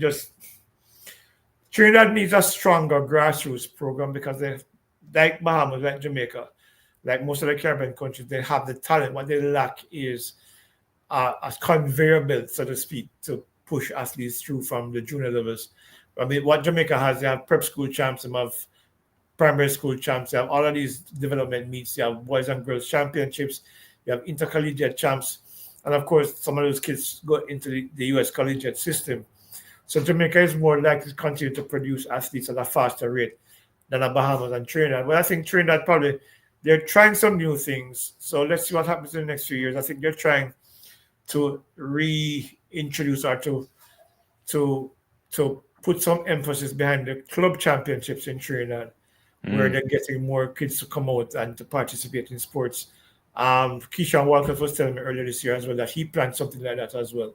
He has something going already, but he's planning to put more greater emphasis behind it to get more talent behind pushing forward from the junior ranks up into the senior ranks as well. So maybe in time things will change in Trinidad. And as you heard me say earlier, I mean, Jeremy is calling for better public support for the athletes down there, because sometimes if you're not feeling like you're getting the support from the people who you represent, there's no incentive for you to push on and do great things. If you're in a country like Jamaica, where even though a lot of the people are wagonists, but at least they're showing you their support. At least they're saying, "Yay!" when you win. He said it, I didn't. Yeah, it is what it is. But I think how you know that sport is growing in a country is how well the public support turns out for it. And in Trinidad, unfortunately, for track and field, that's not happening right now. Yeah. But they have a lot of talent. You have what's her name? Genevieve DeGans, the long jumper. Right. You have the Frederick Tins. You have Leah Bertrand. You have a lot of young talent coming through. So I think in another couple of years, I think we'll probably see more medal prospects coming from Trinidad. But they still have to have a stronger grassroots program. For Bahamas, I think they're just too small. So maybe in another couple of years, they'll find some more talent again coming through. Because Stephen Gardner has been hit by injury for the last 3 or 4 years. So the only person carrying them now is the hurdlers. And of course, you see Anthea Charlton. She ran 10:87, and she's a 6:98 long jumper. She has a national record with that. Her sister Devin is a world indoor champion, world record holder. And they have Keyshawn Walcott and they have Jerry Richards. So others will come through, but I think it's a matter of time. But it has to be, for Trinidad to be more consistent, they need to build a stronger base. And if they don't build a stronger base, they're going to continue to have these problems. Because remember, it wasn't that long ago in 2017 that Trinidad won the 4x1 world champion, 4x4 the world championship. 4x4, yeah. Mm-hmm. With Lendore died. And those guys. And what's his name? That ran 44.01 that year and finished fourth in the 400. I can't remember him now, but but I think Trinidad has the ability to produce more, but they need to build a stronger base. That's basically it. Yeah, it is. Yeah, I think we also don't realize how the population thing matters. You know, you have these countries punch above their weight in ways that and you have to include Jamaica in that, obviously, right? You know, Marcel Sendinho, right? Yeah, Salman was on that team too, I think. Yeah, no, it is. I don't know how to answer this one. I don't know if Leighton has it yet. I haven't really sat down and evaluated everything. My personal performance. I don't know. That's easy for me. 47.78 is okay. Boss, it's been 40 years since we see a woman break 48 seconds, and two women did it. 47.78 and 47.98. The second and third fastest times ever run. Yeah. That was a race for me that if there was ever an event that lived up to expectations at the World Championships, that race was it. Yeah. I mean, the 800 was fantastic. The pole vault was expected. Yeah, Mondo going 6:30 is crazy. Yeah, the world record. The 200s for men it lived up to expectations. Certainly my expectations. I think when Julian got injured, it took away the drama from the women's 200. In fact, it took away the drama for both events, both 100 and 200. But for me, though, I mean, as long as I'm alive and people ask me, what do you remember most about 2025 World Championships? Sydney McLaughlin, 47.78. Yeah. absolutely remarkable for me. Yeah, that's probably the case. I think Pachada jumping on the last thing Yeah, was 1791, really, that was huge yeah, as that well. was up there too. There's some warming performances too for me from a heart perspective. Seeing Ulimar back after injury, getting on the Yeah, podium. Tia Lafon on a clutch moment too to make sure she yeah, got silver. I love that stuff. Ryan Krauser didn't see him all year and he here, wins. It's because that one. outrageous. Yeah, Faith on a four championships. Oblique getting it done. There's so many yeah, things that we could that would probably be think second. about. That would be Yeah, second for me, oblique Shelley 100, getting a because medal, the same place it started, same country it yeah, started, different and the city, same color medal same too. color too. A It's perfect bookend, So yeah. I yeah, don't. but there are many outstanding performances, but Sydney for me was the one that had me Yeah, going, what the yeah. yeah, Yeah, that was incredible. I mean, and the relative ease at which, I mean, look, I look at her relay split. The girl run 47 relay split in the rain. yeah, I mean, under no pressure whatsoever. So imagine yeah, if somebody was pressing her like Nikisha had gotten it closer, yeah, or not. Who was on her leg? Yeah, Nikisha was on her leg, and yeah, or probably closer. She probably run 46. yeah. The U.S. women are just too far ahead. You need. And a shout out to Jamaica for getting back on the podium. The women, we didn't highlight them, and we should Yeah, because it's not that we just forgot to say something, but for them to get back 319th. there, yeah, Listen, I was mm, questioning them bringing in Antoinette Knight for the final mm, yeah. because I thought Renisha McGregor ran well enough in the But heats yeah, it for was them to pretty do that. slow though. But it wasn't. Yeah, Yeah, she was like, it was 52 on her leg in the first yeah, in the there was heats. a Yeah, slow yeah, split, but as she said yeah. after the race, she was rusty because she hadn't run in a while. Mm-hmm. But when they brought in Antoinette, I was like, why would you change the team? But they Mm, ran 3:19.77, I think it was, right? So, or yeah, 3:19.21. That's a fast time. I mean, US won in 3:16 and change, but for them to run almost 3 seconds faster in the final was incredible. I thought it was a very outstanding performance. I just hope that Nikisha and Stacey yeah, and Dejanay can build on these championships. yeah, Because they're still young. I mean, Nikisha just 1 year out of college. Stacey is what 3 years out of college now thereabouts, yeah. and of course Dejanay is still in college. She's She has a yeah, final year this year, so I think on paper certainly you can see where in the next few years Jamaica will have a strong threesome at least of women running yeah. 400s, and with some youngsters coming behind, you never can tell. We might be able to. Right. I would never say challenge the US because as long as Yeah. Sydney continues to run a 400, we're never going to beat them. To But challenge the US, you're gonna need three at women least, running 48. I yeah, think you think about even how the Dutch did it. Lika Klaver was gone in terms of her kind of yeah. ability. And to even just look competitive, you have to have a bunch of people doing low 49s, I think. Mm. If you're gonna challenge, then maybe some 48 athletes have to be in the mix. You need at So I least two think forties. for You need at Jamaica, least two forties, yeah, yeah. Mhm. and a couple of 49 second runners. Yeah.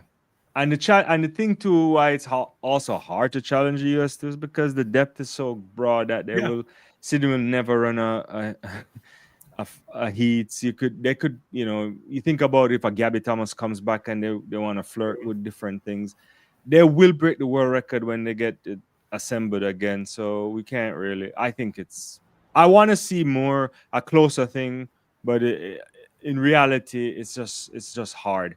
Team GB, they have to step up too. They always are there, but I don't know. Yeah, yeah. US, Ge- I just say it's not the depth. The US depth yeah, is, I mean, they're just too deep. I mean, you yeah. can't You beat can't. that depth. Gary asked him about prize money. I think it's 70K to win. It was 70,000 for first. I think for I have it somewhere. first. Yeah, Um, 35 for second, I think, and 22 for oh no, bronze, and then yes, yeah, yeah. 16, And I think it 11, goes right down to and 8,000 yeah, for I think eighth. 5,000 for last place. Was it something like that? I can't remember. Yeah, And then I yeah, think it's 80 for winning the relays. But you can yeah. Google it. It's somewhere there. Yeah, yeah. 84 winning the relays. Yeah, I know that for a Yeah, fact. Okay, so here it is.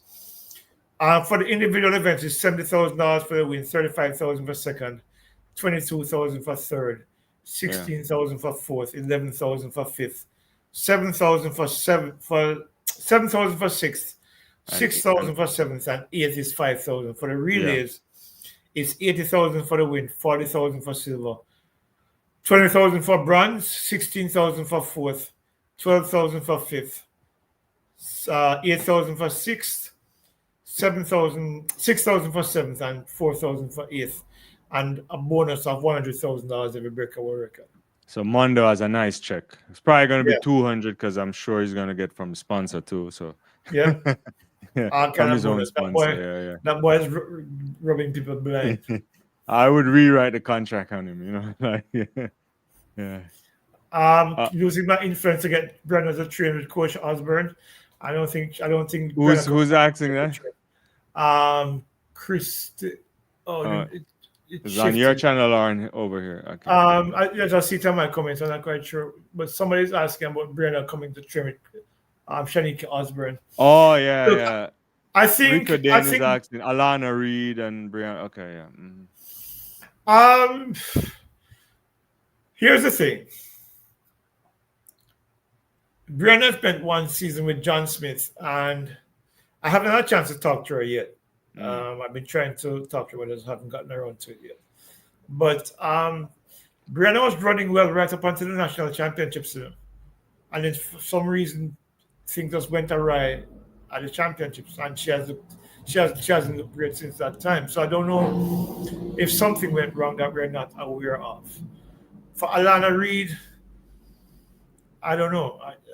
I guess we'll probably have to give her some time and see what happens. John Smith, she's only been John Smith a season and a half. Yeah, season and a half. Yeah. Yeah, so maybe I don't think she needs to change. John Smith is a world-class coach. Yeah. And how much longer does Talu have? I don't think he has he doesn't have massive projects, right? So no. As far as I know. John Smith was the person who made Carmelita Jetta. Yeah. So maybe he needs some more time with Brianna. Maybe Brianna has issues with her racing and with her mindset that needs to be adjusted over time. Some of these things you can't fix them overnight. It would probably take a season or two to get them fixed. Right. Brianna has had a wonderful career right up until 2021 when she was well up to 2022 when she won medals at the relays. But I think many people expected her to somewhere be at 10-8 and 10. I don't know about 10-7, but certainly a 10-8 sprinter by now. But she's had her challenges. I can't speak to what those challenges are. But we can hope that as she matures, because she's 24 now, that as she matures, then she probably find that sweet spot where she can find her way back to the kind of progression that people expected from her 2, 3, 4 years ago. Yeah. And Dell said, it's an amazing championship, so the photo finish was needing more in the distance races than the sprint for sure. Yeah, Marathon men was ridiculous. The 1,500 men was ridiculous. Everything, yeah.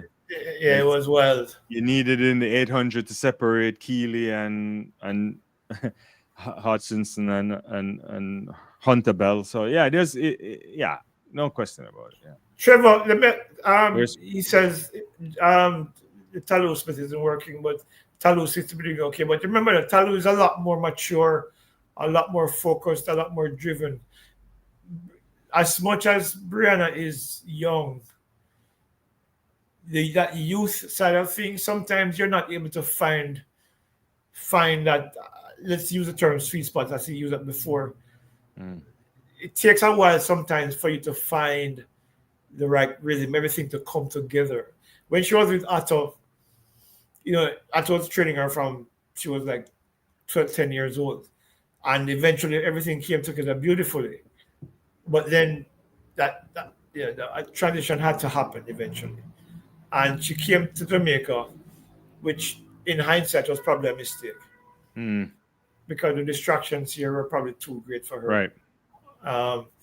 And then she goes back to John Smith. And then she had some injury issues as well. That's a part of it as well. So going back to John Smith, look, the only time that has not worked for her was last season when she, as you remember, I said the meet before, about 2 weeks before trials, Brianna ran at a meet in California. I ran 11:04 and 11:03 and 22:69, I think it was, all in the space of 3 hours. She was in shape. So I don't know what happened. When I spoke to her at trials after the preliminary run, I said to her something like, "It looked like she's coming together," and she said yes, which means that as far as she knew, she was in shape to run and contend for a place on the team. But then I don't know what's up from the semifinals on. Something went wrong that she wasn't able to recover from, because if you look at the time that she ran from the trials and after the trials, she wasn't particularly great at all. So I don't know what went wrong. When I talk to her, eventually I'll find out if I can get her on the phone. So we can see. We'll see. Yeah, But I know I a lot don't of people know.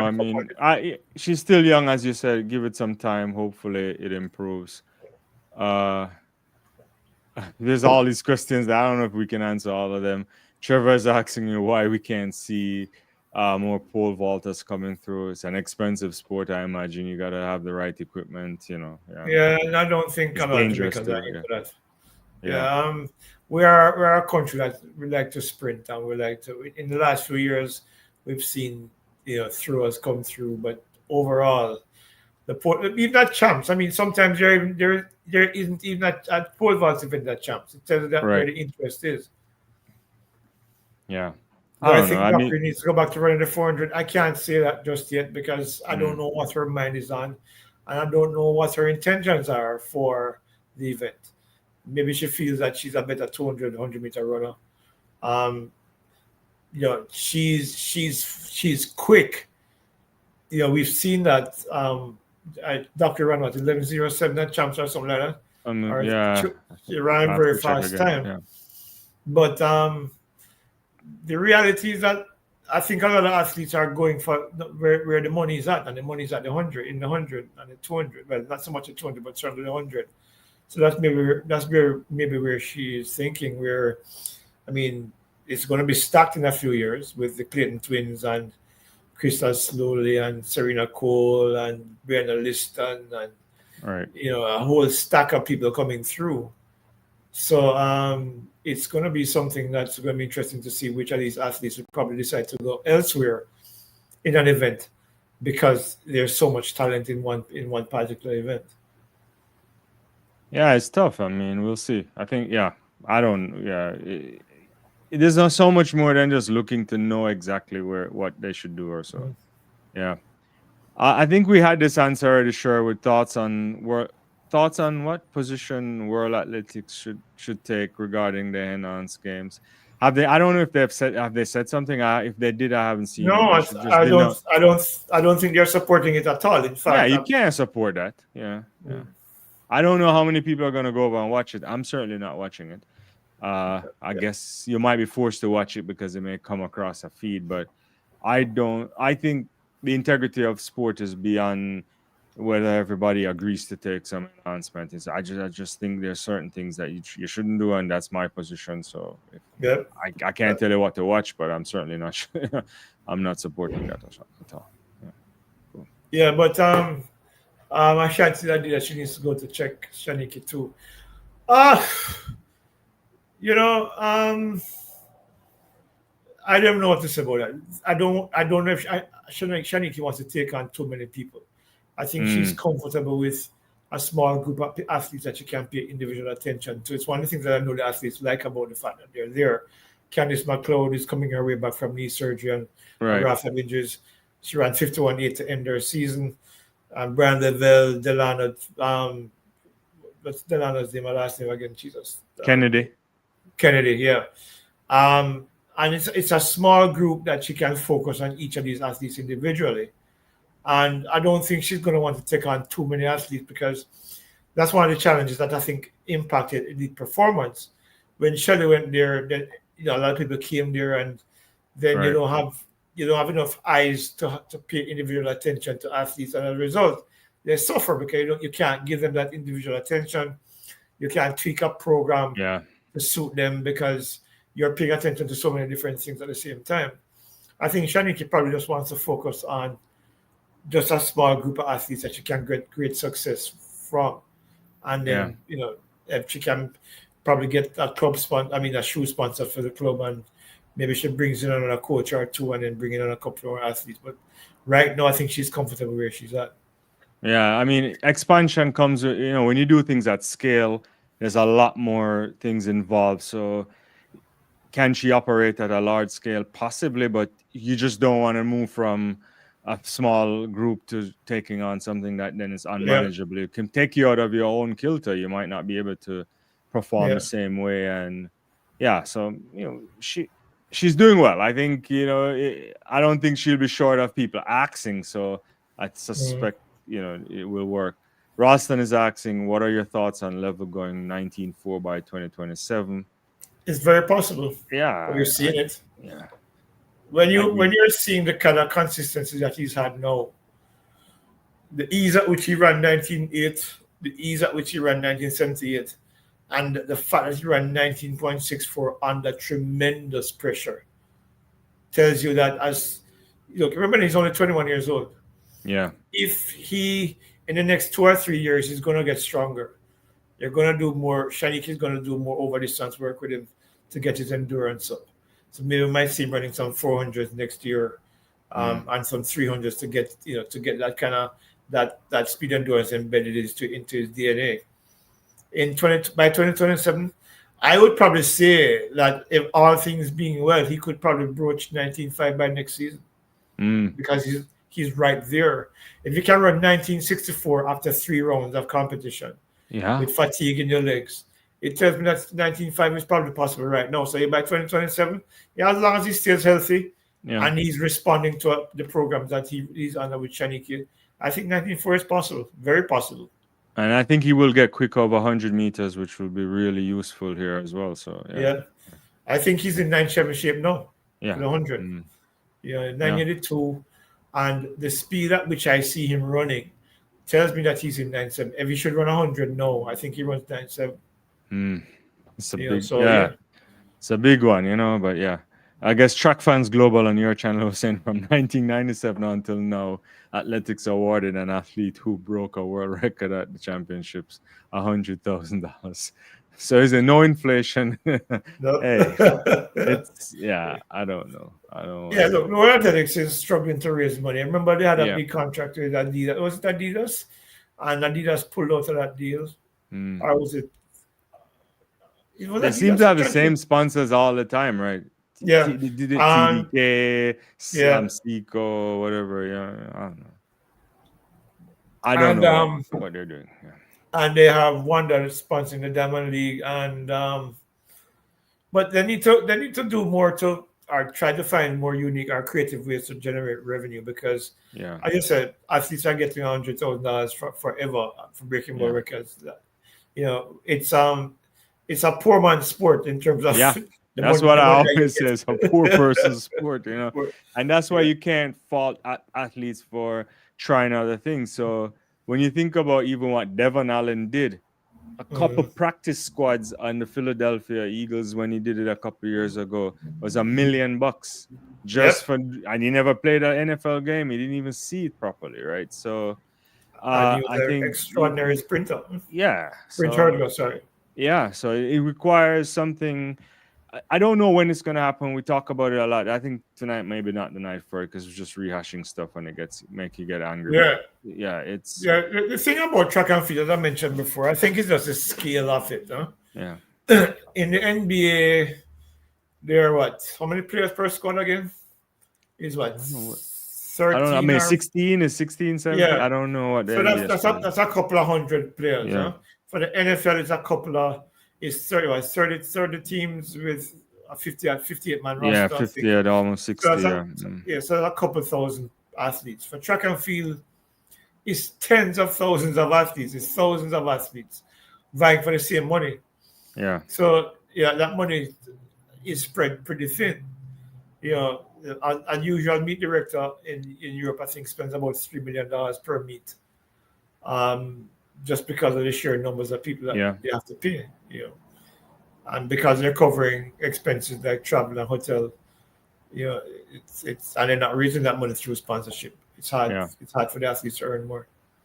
No, it is. And there's only a few meets that are always successful in terms of the ability on the circuit to make a lot of money, right? You see it, a Monica Diamond League or, London stuff is always sold out. So it I don't know. They have to do a lot more.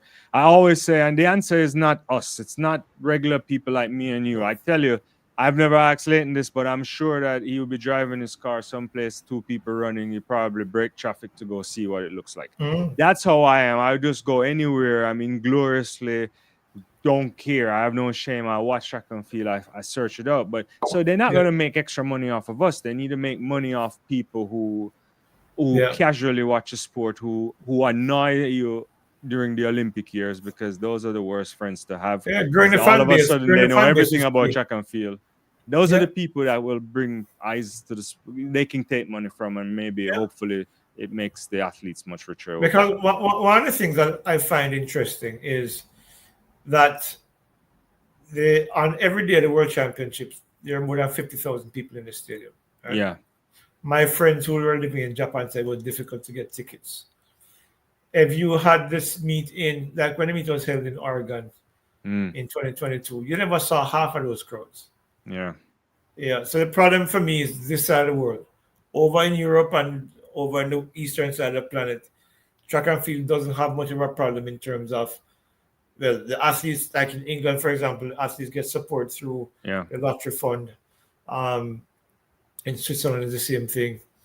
And crowds turn out for meets. On this side of Yeah. the world, the money is not as available because people just don't support the sport as much. And Yeah, and also sport today, the money is not made off gate receipts. So no, it comes part of it, but it's a television revenue. So TV, you yeah, look at TV it, is where it's at. TV is where you have. So if you can't sell in the TV thing, you won't make it. Look at so it's the same way you see the realignment in college sports. So Mm, like the Big Ten now, 18 schools. I'm mm, uniquely placed to understand some of this. And you think about when before those other schools came in, when they redid the television deal, it's a $4 billion TV mm, rights deal. Right. This is mm, college sports, right? And what you see on the NFL or wherever, unless you can sell it in television, you need people in the stands for sure, but you have to have people watching so you can get the mm, advertisers on board. And mm. no one is paying for that if they can't guarantee that people will be watching it. So that's Yeah.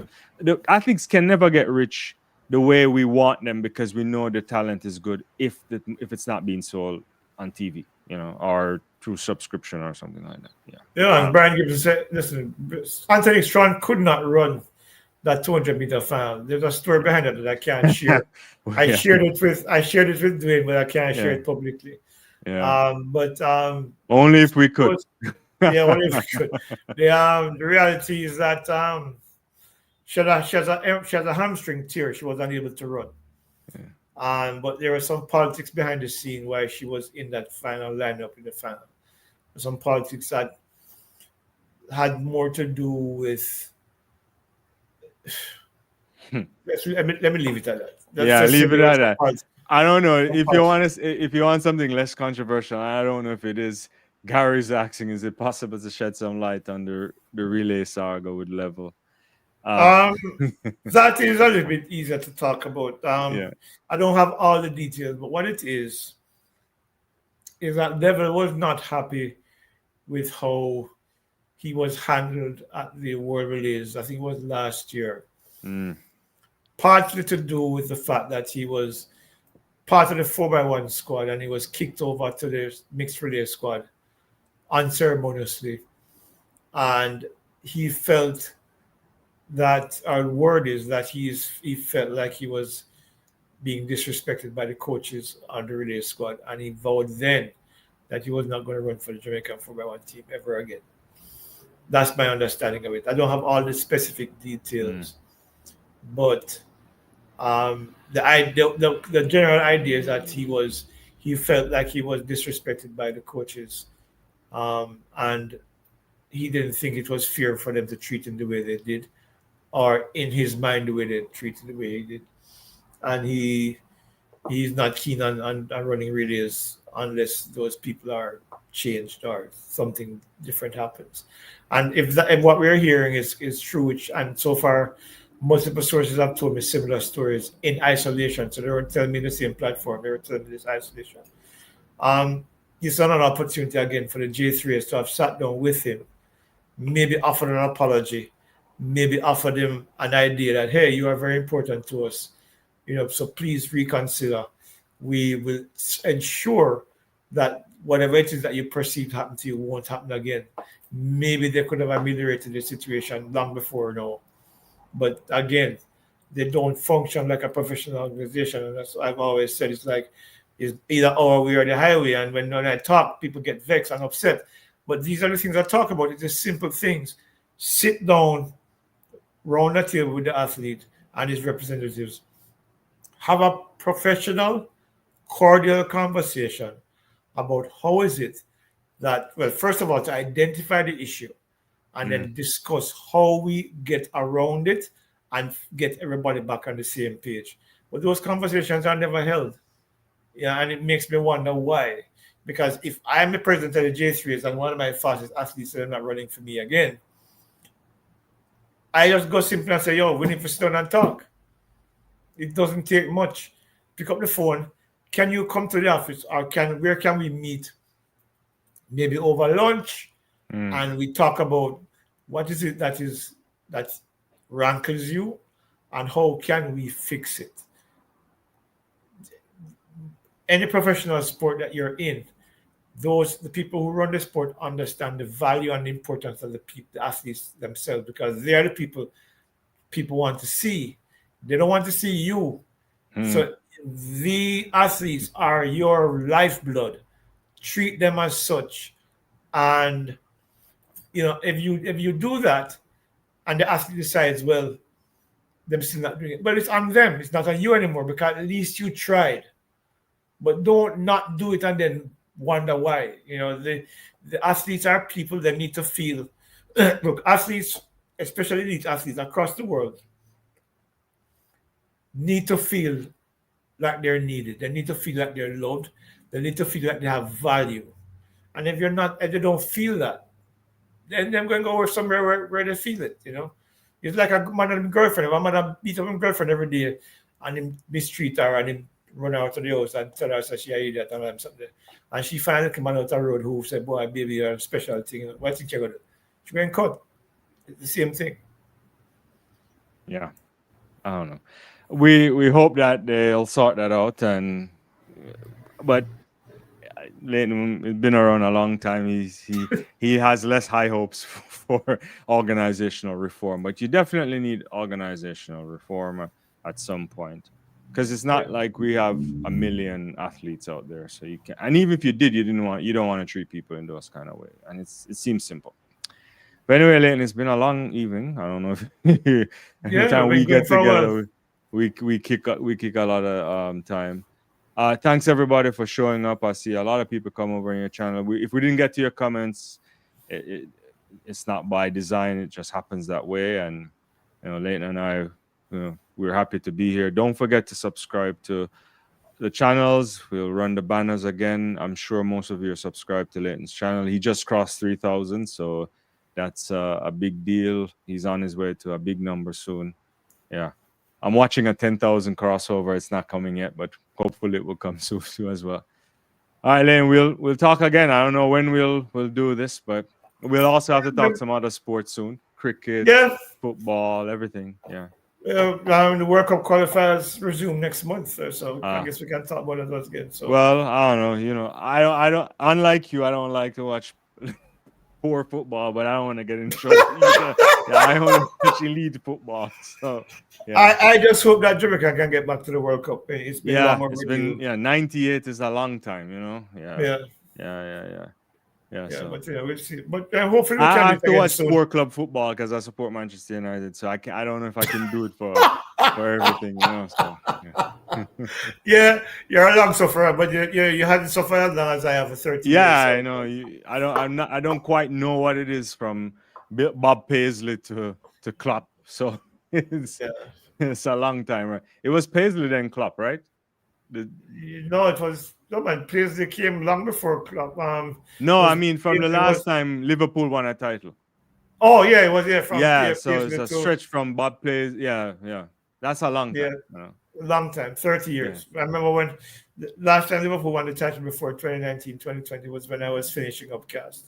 Yeah, so it wasn't even Premier League then, No, old first division. Yeah, it was first division. So yeah, it's been a long time. Yeah.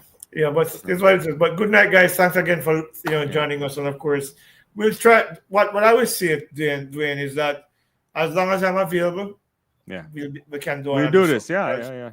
Yeah, I like these chats, and I think we'll get a chance to engage a lot of other people who want to know stuff. I don't know everything. I try to get information to help people to understand what's going on with the sport, and it's part of what I do on a daily basis anyway. So it's fun always talking about one of my favorite sports. Yeah, for sure. All right, you guys take care. We'll see you guys soon. Peace. Bye bye. Cool.